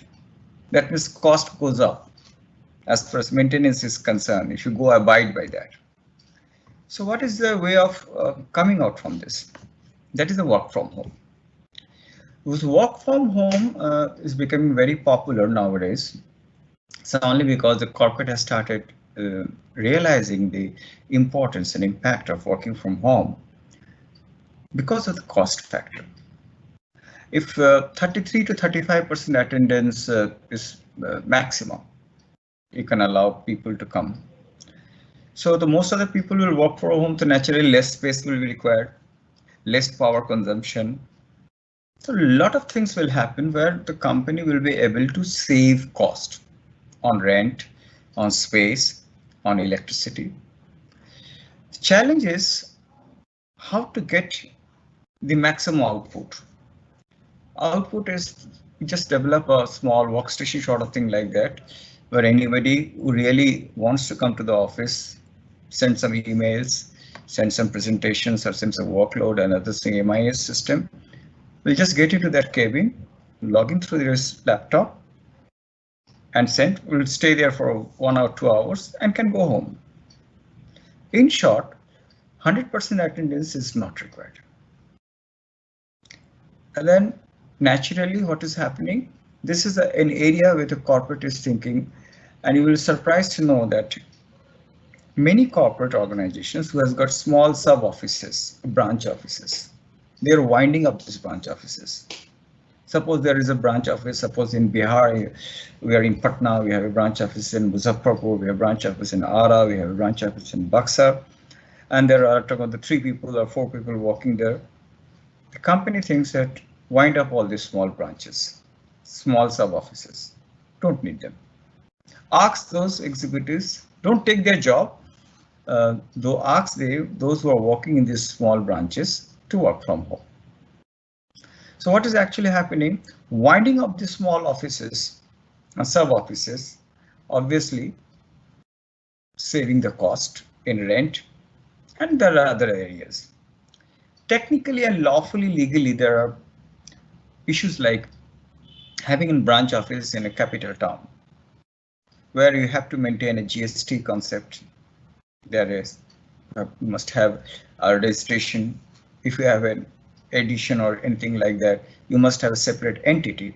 Where separate entity is important, the corporate is thinking that no, there we cannot wind up the office. So we need to have an office.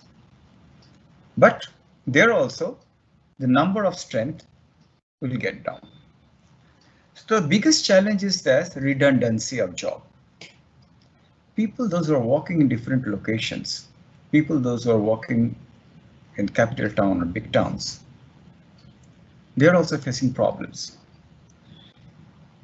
Fear psychosis. This, I'm going to lose job. I don't have any work to do. So if I start working from home, the company will set me up and say, okay, we can handle it. This fear psychosis and the psychological impact in today's context has gone up like anything. And the unemployment scenario of pan-India, our nation is as of all now going through. Everybody has a fear psychosis, everybody has a family. Many of them are literally crying for they're unable to pay the EMI. Most of them have brought house and cars and car to enhance their standard of living, and they have to pay back the banks and other things. So they need complete money. And on the other hand, the corporate is thinking to curtail the salary, 15%, 20%. There are cases where people who's having an age of 55 years and above, and whose annual salary packages is around 50 lakhs, they were asked to leave. The logic is that the company have started thinking that there is no need to have high cost employees. Why to have high cost of employees? Why do they need so much of money? So, the entire work culture has a different impact. People have started thinking into those areas. Why do we need so high cost employees? Why do you need 5 lakhs, 10 lakhs salary per month? Standard of living. Why? So these are all questions, and company is literally trying to curtail these high cost employees from the top level so that the company can save a huge bulk of money. Now the company focuses on to taking in people to 3-4 gateways.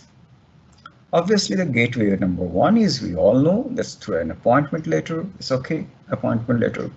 You're taking a person, but when you give an appointment letter to an any employee, so what is happening? You're taking a liability of 58 years to 60 years, the retirement age.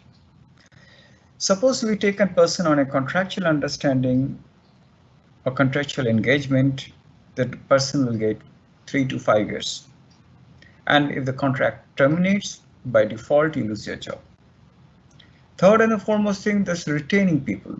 Retaining people, the person was retired from the organization, is quite efficient, has a lot of talents. You just retain him and pay him a certain amount of money. And the fourth, we all know, though is very popular, is the outsourcing of people. That means you hire a company through which you take in the people come and join in the organization. So they are not your direct employees, they are off-roll employees. So the head counts, you're showing that you have only 15 people, and actually to operate that organization, to run that corporate house, you're using 25 people. That means almost 15 people are taken in through an outsource. And when you hire people from outsource, naturally you are reducing the cost. You can negotiate, you can make certain elements. Obviously, the minimum wages, retaining the Minimum Wages Act means you cannot pay less than a person's minimum wages as per the norms. So taking into consider, these all are very important areas in today's context. Some or other, we have to protect the jobs. We have to ensure that the productivity happens, quality of the production does not get affected. We have good human resources. They feel like working for the organization, and they are not being paid much money. So cost is a very important today's factor, and the entire corporate is banking on strategically planning how to You will be surprised to know. I will just give you a very small example. Recently, the government of India announced the PF deduction from 12% to 10%. That means 2% savings for the employers. As of now, what the employers are paying, they're paying 12% and the employees are paying 12%. So what they are doing, to enhance the take-home salary, they are just deducting 10% from the employee's contribution and 12% will go by the employer. But to give a relief to the employers, that 12% has also gone to 10% for at least May, June and July, these 3 months. That means these 3 months, the company will be saving 2% per employee just to help the company to save more money and the worker who is working. But ultimately, who is the loser? Obviously, the savings of a person who is saving almost 24%, now they would be only saving 20%. Of this, 8.33% goes to the pension fund. So a lot of strategical steps are taken. So we have to take care of the government organ thought process. So if you can save this 2% is important. There are other areas where when you hire an outsource employees, what is actually happening? You ask them to for the service charges. You're just negotiating the service charges. This is how the corporate is working on to this COVID impact and what is to be done, what is not to be done. The major cost saving factor is that's winding up of the sub offices and small branches where we have 2-3 people. Observation of jobs getting redundant. Naturally, we don't need them. So how to help them? We have to protect their salaries also. We have to protect their jobs also. And the major important factor is that the entire HR is looking at the restructuring of the organization. When the restructuring of the organization take place, so you will be surprised to know that you realize when you start working on restructuring that you don't need so many people for a particular job.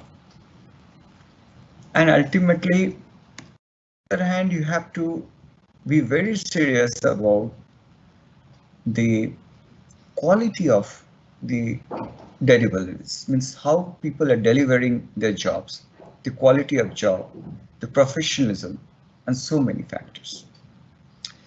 So the major challenge in today's is that the infrastructure of all the corporate offices pan India. We saw that the focus has shifted from this work from home. But work from home psychologically is not bringing the sense of belongingness. The sense of belongingness is a very important term which actually develops into commitment of an employee towards the organization. So what is actually happening when you do not interact, when you do not meet, when you do not have a public relation?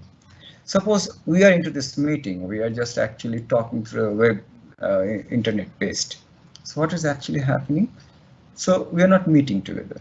So to talk in person, to talk physically present, will definitely will have an impact rather than to communicate electronically.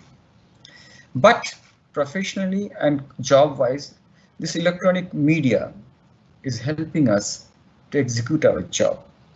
But some or other, the missing factor is that the human factor is missing. This is a very important area where work from home, we are experiencing, literally we are working more than what we used to work from the office.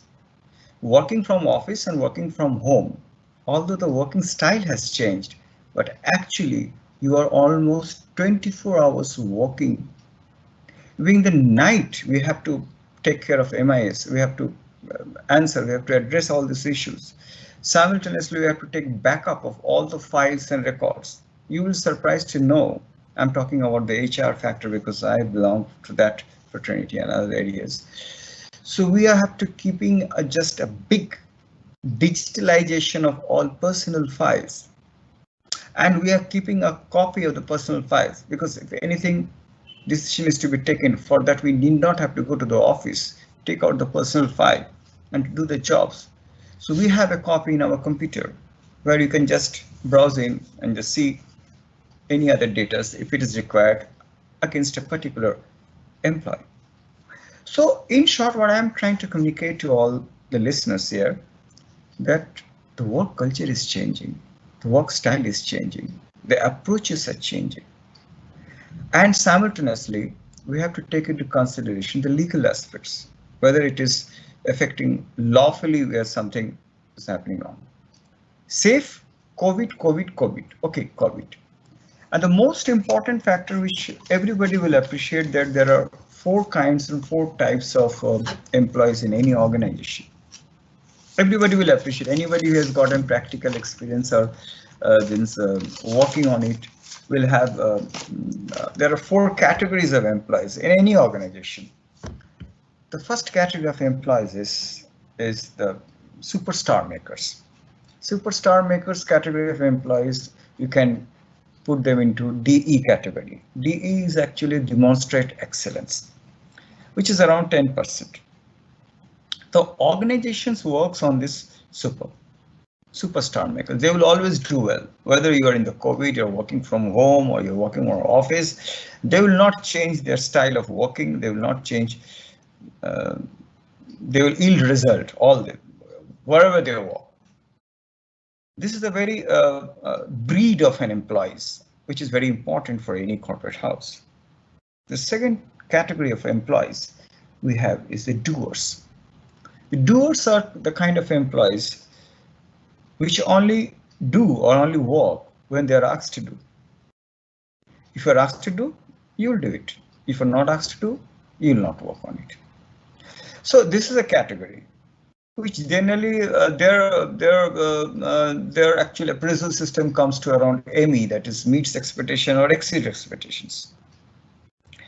And there are another 2 categories. Third categories is generally the talkers. The talkers category is that people talk too much. People will speak for hours. People will give lectures. People will say a lot of things, but they will not do anything. So that is a category of employees where in a country like India, we find more. The more they believe more in talking, giving ideas, speaking, rather than executing a job. The challenge is that in the end of the day, the resolution and the execution. And the 4th category of employees, which in every organization, corporate houses have, that category is actually called the troublemakers. This troublemaker category of people are there. Whatever the situation is, they will always tend to create trouble and problem. Suppose you're working something very creative in this organization, you want to make some changes. Obviously, they will not accept any change. If you ask them to do something, they will always try to take a protest. If you study in the change management concept, change management, people, there's a resistance to change. There is always a resistance to change, and generally this focus comes from the troublemakers. Now, when you have this 4 category of employees in any organization, so you have to decide on to whom you're working. You cannot close down your corporate houses. You have to ensure that you run the business. You have to ensure that you do well, and simultaneously you have to ensure that everything falls in order. So what is actually happening? So we have these 4 types and 4 kinds of people. And so naturally, this COVID actually brought us to rethink. We have started rethinking the way we will deliver our job, we'll do our job, we'll save money. You will be surprised to know essentials has become very important. I can just talk about myself. When I have the spending habits has gone down. I'm more focusing on to buy things which is very essential and very important to me. But before that, I should spend money. Okay, I'll go there, spend money like that. Some kind of cost control has affected our style of living as well. This is what the corporate is also experiencing. And they are actually making us to believe that try to live with a minimum possible essential element, rather than to become an extravaganza. You spend money, you freak out, you just go to the party, you just dance, you go to the restaurant and take. Just be yourself. The biggest challenge is that unemployment. But everybody will appreciate that unemployment actually brings self-employment. Unemployment will always switch over to self-employment. In today's context, this lots of people are losing jobs. So they are actually switching over to self-employment. That's the only way out. To survive, you have to generate money, you have to earn. And how can you earn when you don't have a job? So naturally, you are bound to focus on to self-employment. So this corporate, closing of corporate, losing of jobs, and I can assure you that a lot of self-employments will happen, a lot of new industries will pop up, lots of new thinkings up. What this Kalyan said about this innovations and other things, everybody will start thinking into those directions. So you can also say COVID is also a blessing in disguise. Obviously, it has got health reasons, but definitely. And the one major factor which I would request all those who are listening to me and those who are part of this webinar, please do not spend much time in watching television news. Only 15 minutes in the morning and 15 minutes in the evening. Because there are a lot of things coming. You keep on calculating what is the ratio of COVID, what is happening, which state is doing this, that. It's not a cricket match. The India or New Zealand is playing, England and New Zealand or something like that is playing, and you're just trying to win a war. I personally will feel the media should expose that the ratio of death, rather than how many has been tested positive in the COVID, how many have been recovered from the city, rather than this is a death, whether there is an ascending or descending order, or whether we have been able to reach to the plateau stage, something like that. These things, according to me, is more important as far as this COVID impact on the company. And I personally feel, please don't spend much of your time. You have to live with the COVID, obviously. That should become a part of our life. You have to take care of. One thing is that don't get your guards down. Don't get your guards down means as you all know that there are certain protocols when you go out in this type of pandemic situation, that you have to wear a mask. You will be surprised to know the corporate houses where I work, we have 2-3 ways through which the health has been taken into consideration. So we developed our IT department developed a system for a particular company. You have to log in, you have to put in into your inputs, and you take out 2-3 colors, like green is you can go to the office, you can start working, and then amber, and then the red and the things. So red, obviously you're not allowed to go to the office. Amber, suppose a person is high diabetic, sort of thing like that. So naturally, when he keys in his physical status, so the system is likely to give a result of amber. So similarly, green obviously can go. And those who are not having that IT developed software will simply have to go by the Arogya Setu. This is the government of India's, I think, Arogya Setu. So this Arogya Setu is actually for all those employees who cannot log in to the company's system and to take the clearance of whether to go to the office or not to go to the office, whether to do, whether not to do, something like that.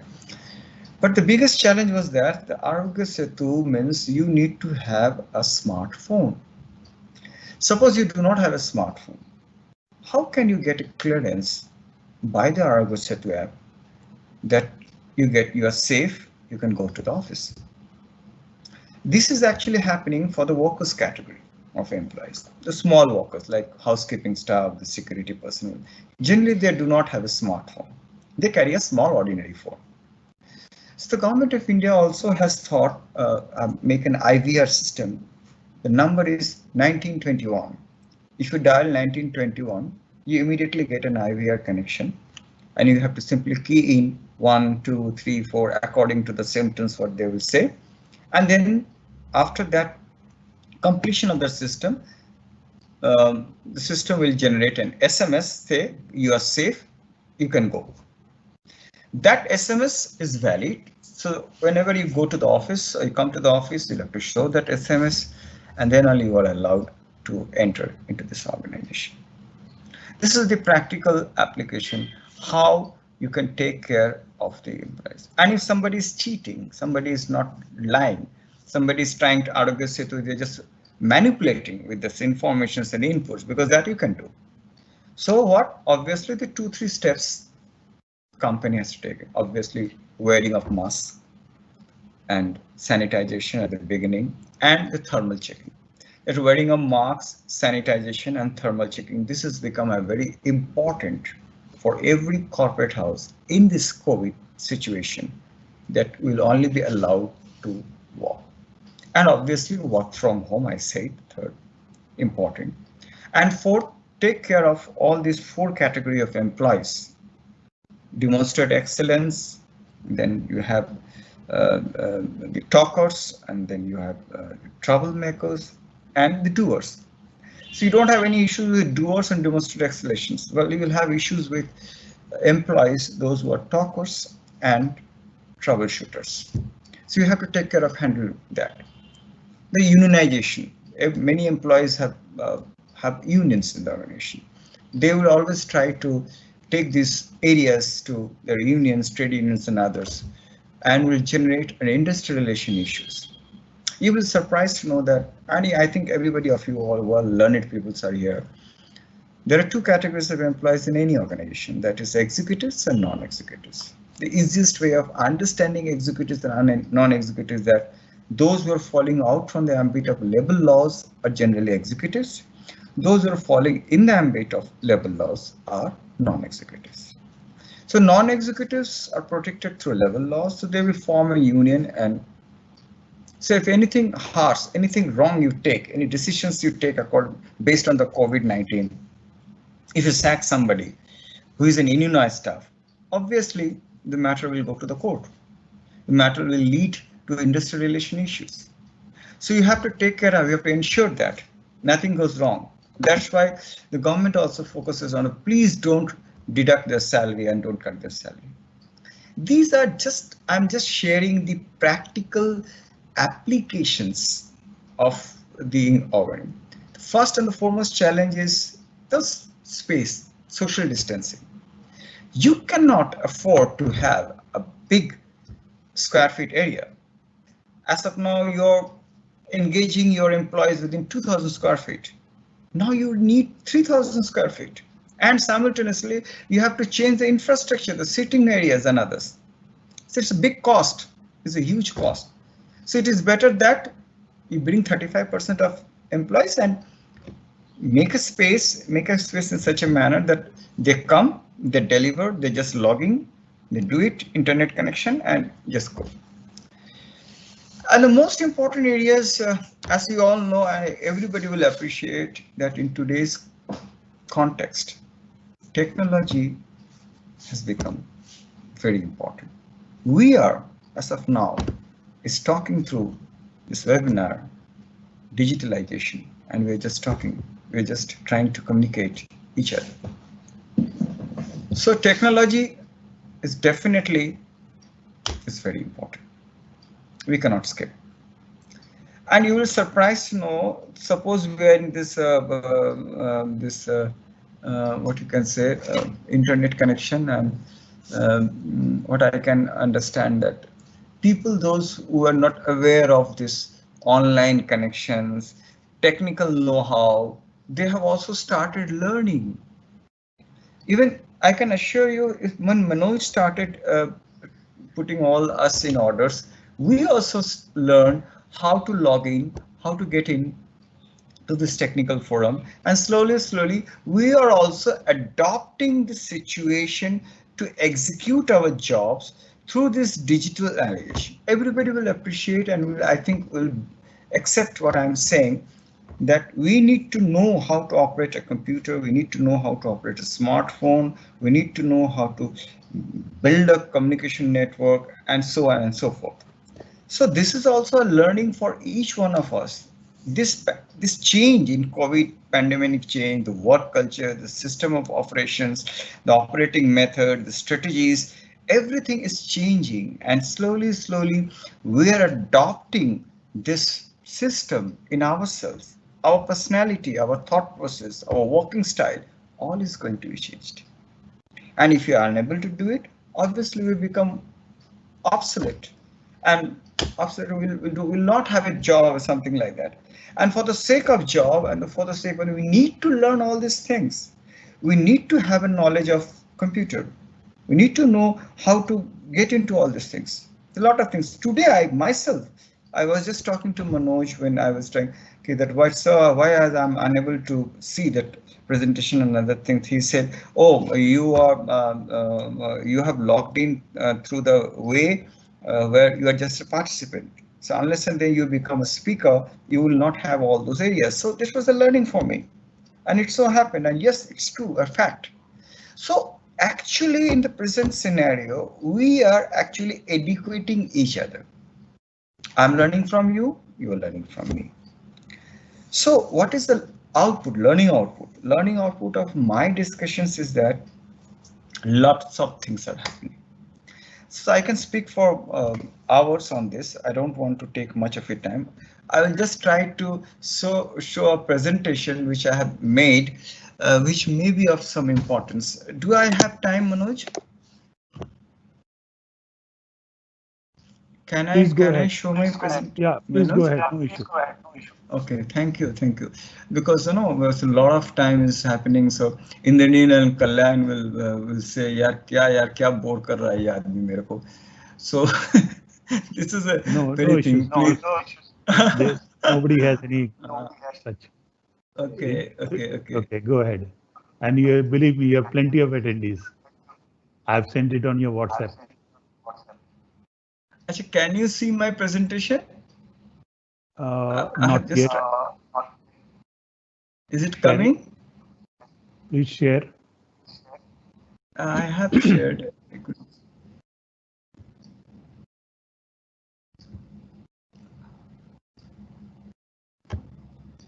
Is it coming now? Oh, it says bad network. Huh? Not yet. Yeah. Sir. It has come. It has come. Thank you, sir. Thank you. Now I'm sending it live. Yeah, okay. We have shared it.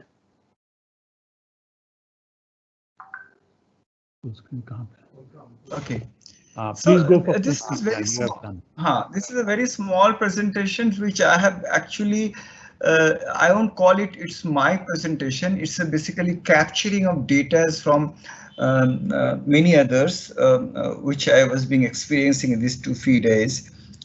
So likewise, it will be a learning experience for all of us. So we need to learn from each other's presentation, each other's knowledge. That is how we grow. The post-COVID-19 model 25-25, how companies look out on their workforce. The organization will be more resilient, inherently less risky, better suited for business agility and cost savings. It's a very simple line. Work from home permanently is a letters, obviously. We have already discussed, we have made presentation. And 75% of workforce eventually to work from home. Clear. We have already spoken a lot of things about that. The new model is called 25-25, will require less space, obviously. Not more than 25% of workforce is required in order to be 100% productive. This is a very important line. Means 25% workforce is required in order to be 100% productive. This is something which is very serious. Each employee will spend only 25% of their working time in the office. Only 75% workforce should be in the project workplaces. If there is a project happening workplaces, 75% will be there. Inculcate remote working culture. Remote working culture is a stock of the day, and the people corporate is planning and thinking how to go ahead with it. Secure borderless workspaces. So borderless workspaces we need to have. Infrastructure developed for office should not accommodate hard 100%. Okay. Then we lost 25 lakhs jobs in aviation within 2 weeks of lockdown. 11.9 crores workers lost their jobs. It's a pan world we are just talking about. Post-COVID plan 19 plan is set a very crystal clear objective, defensive step strategy, but in aggressive way. Digital currency, portfolio management, lean manufacturing, inventory management, reach the world. We have SMART analysis. SMART analysis is obviously strength, double-digit growth when India is having single-digit growth. This is very important. Weakness, lack of fund and management skills, lack of new technology. Opportunity, new FDI rules, bilateral and multilateral trade agreements, enhanced credit and financial supports, support for technological upgradation, marketing assistant GEM portal. Threat, low R&D, lack of support from banks and financial institutions. This is a SMART analysis, which please correct me if I have spoken. Impact in our mind. Got time to introspect. This is a major thing. I think each one of us will agree that in today's practically, we are doing a lot of introspection. We are trying to find out what is happening and what is to be done, how to go ahead, how to lead a life, how to spend our time with our family, what creativity we can do. A lot of things are just coming at the back of the mind. We understand the impact of ICT, the information and communication technology. Obviously, the impact of ICT is today's burning topic. Information and communication technology is today's context. We can run our office from home.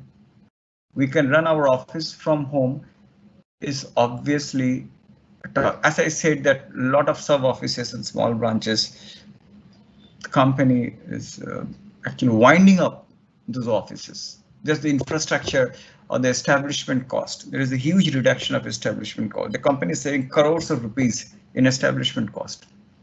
So what is the strength? So we can run our office from home. That's the thing. We can reach every corner of this world through ICT and do a good business. That is what? No globalization. Globalization, no impact of globalization. And do a good business from home. You need not for that you have to go to Delhi, you have to go to Mumbai to do or something like that. Or staying here in Patna, you can do business.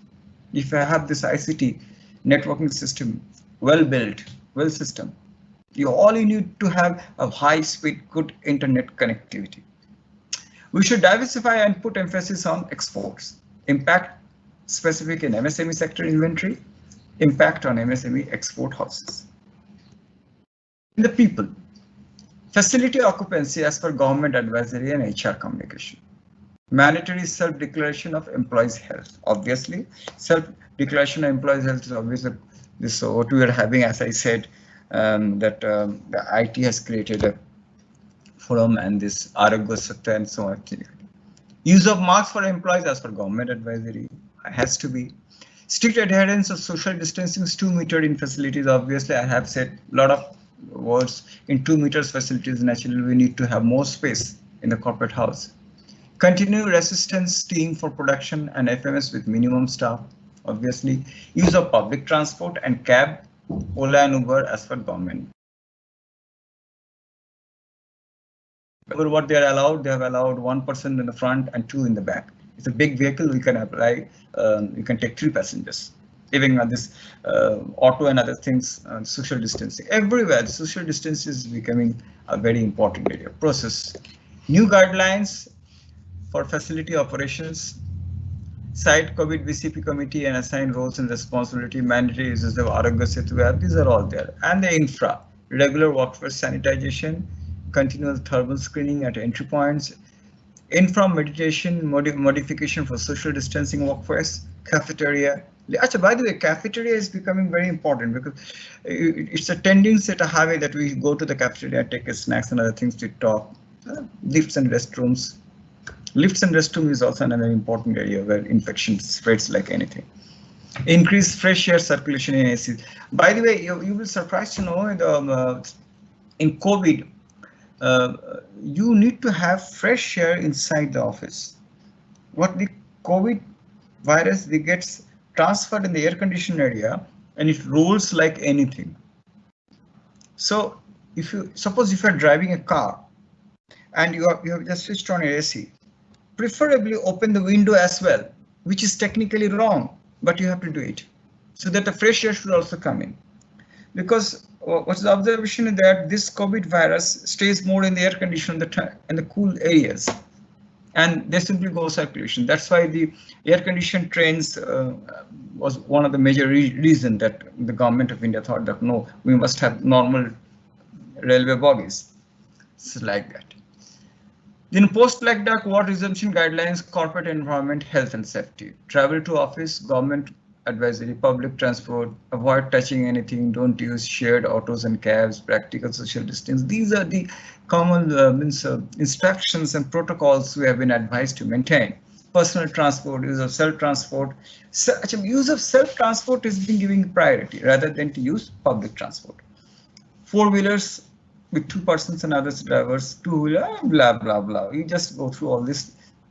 These are the all common instructions we all know, and we have been observing in television and media, persons everywhere. So you have to attend this.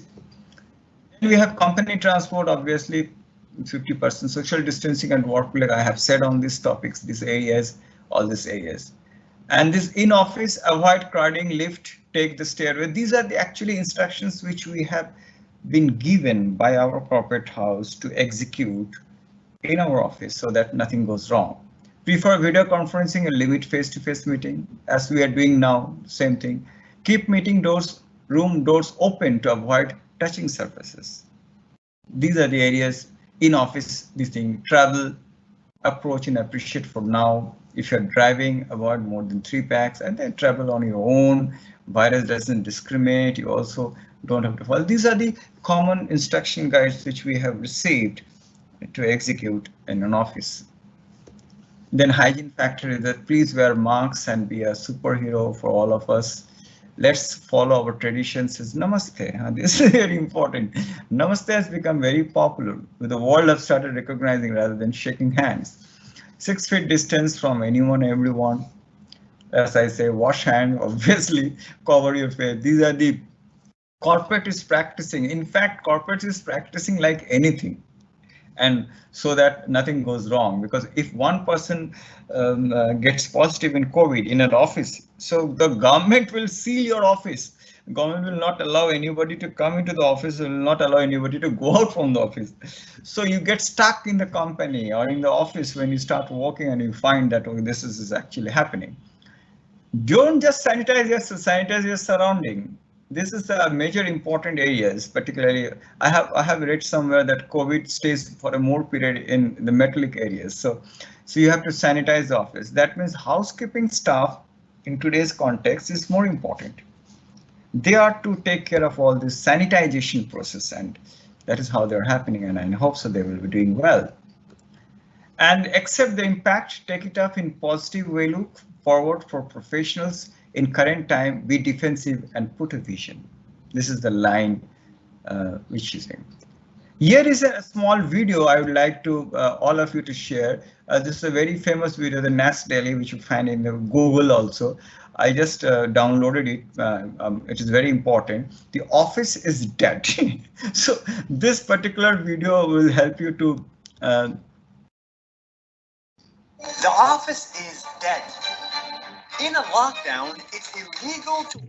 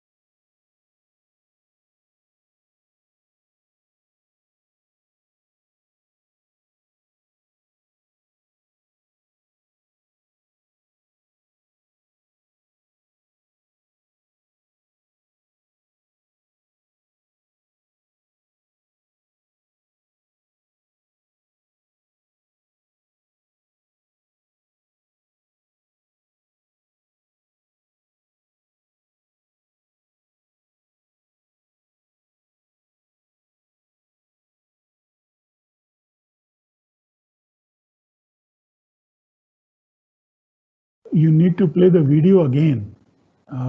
You have to click on the option share desktop audio. The audio is not coming.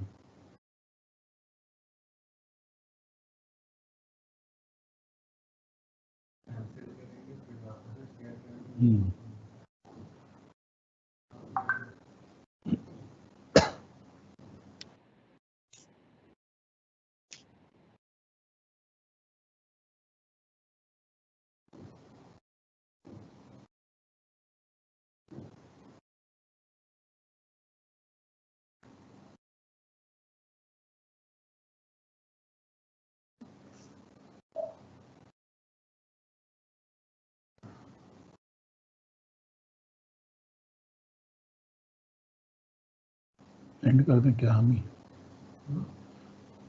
ही बंद कर दें क्या?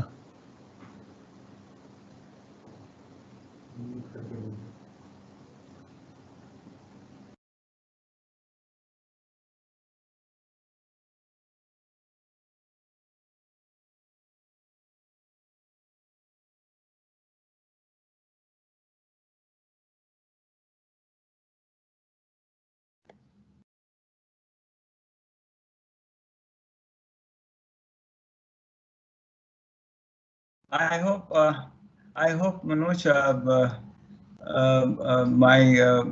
this particular this small video might have been a very interesting part. That's why I appended it in my presentation. But this Indranil and Kalyan, both of them have said that they have. I would also like to add to the same thing that. That globalization to localization. So we have to think in the direction of localizations, more local products. So everybody have started thinking in this way. We have to stand on our legs. We have to be sovereign in many ways. That's the way, and that's the way we should think. What I can make out from experience, from the way that things are happening, my observations, my senses, that we are no more the same person which we used to be in the pre-COVID era. We have changed in this period, and we are going to behave differently in the post-COVID. But one thing is very clear, the humanity and the love and affection has grown up. We'll have a better family life, we'll have a very good positive approach, committed service, loyal, everything will happen. We need not run for money, we will not have a lavish house and other things. Multinationals and anything, something like that. More money, I don't think. We'll more focus on to have a peaceful life. Peace and tranquility will be one of our main approach. I think I have spoken enough of all these things, so I just take this opportunity. Thank you very much for having a patience hearing. Thank you very much. Over to you, Manoj. Thank you, Mr. Chatterjee. Mr. B.R. Chatterjee is presently the regional head HR Bihar Jharkhand for Bennett Coleman and Company Limited, printer and publisher of the Times of India newspaper, and is associated with them for more than 28 years. 2 years he has worked in medium large scale manufacturing industry. Academically, he is associated with Patna University on a regular basis, MSME and UGC resource person on Staff College Patna. He's also associated with TIS as a trainer and with Amity University as a visiting faculty and member board of studies since 2018 and ICAI, Institute of Chartered Accountants of India, Patna, where he is visiting faculty for management papers. We thank Mr. Chatterjee for having shared with us his personal experiences as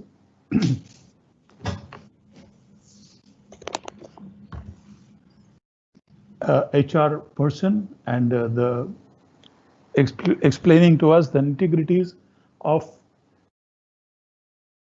various aspects of business, especially post-COVID in 2020, and of course, the post-pandemic challenges in management of corporates in general. Thank you, Mr. Chatterjee. We now invite Thank you, our sir. registrar. Thank you, sir.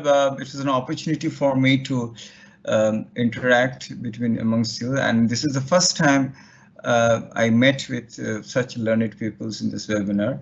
So I just thank you also for giving me this opportunity to come into this webinar. Thank you very much. If the time permits, in the future also, we may get other opportunities. Most certainly. We now invite our registrar to propose the vote of thanks for this inaugural session. For the other sessions, links would be available on cnlu.ac.in, our website. And all those who are presenting papers will have to log into their respective rooms. Okay.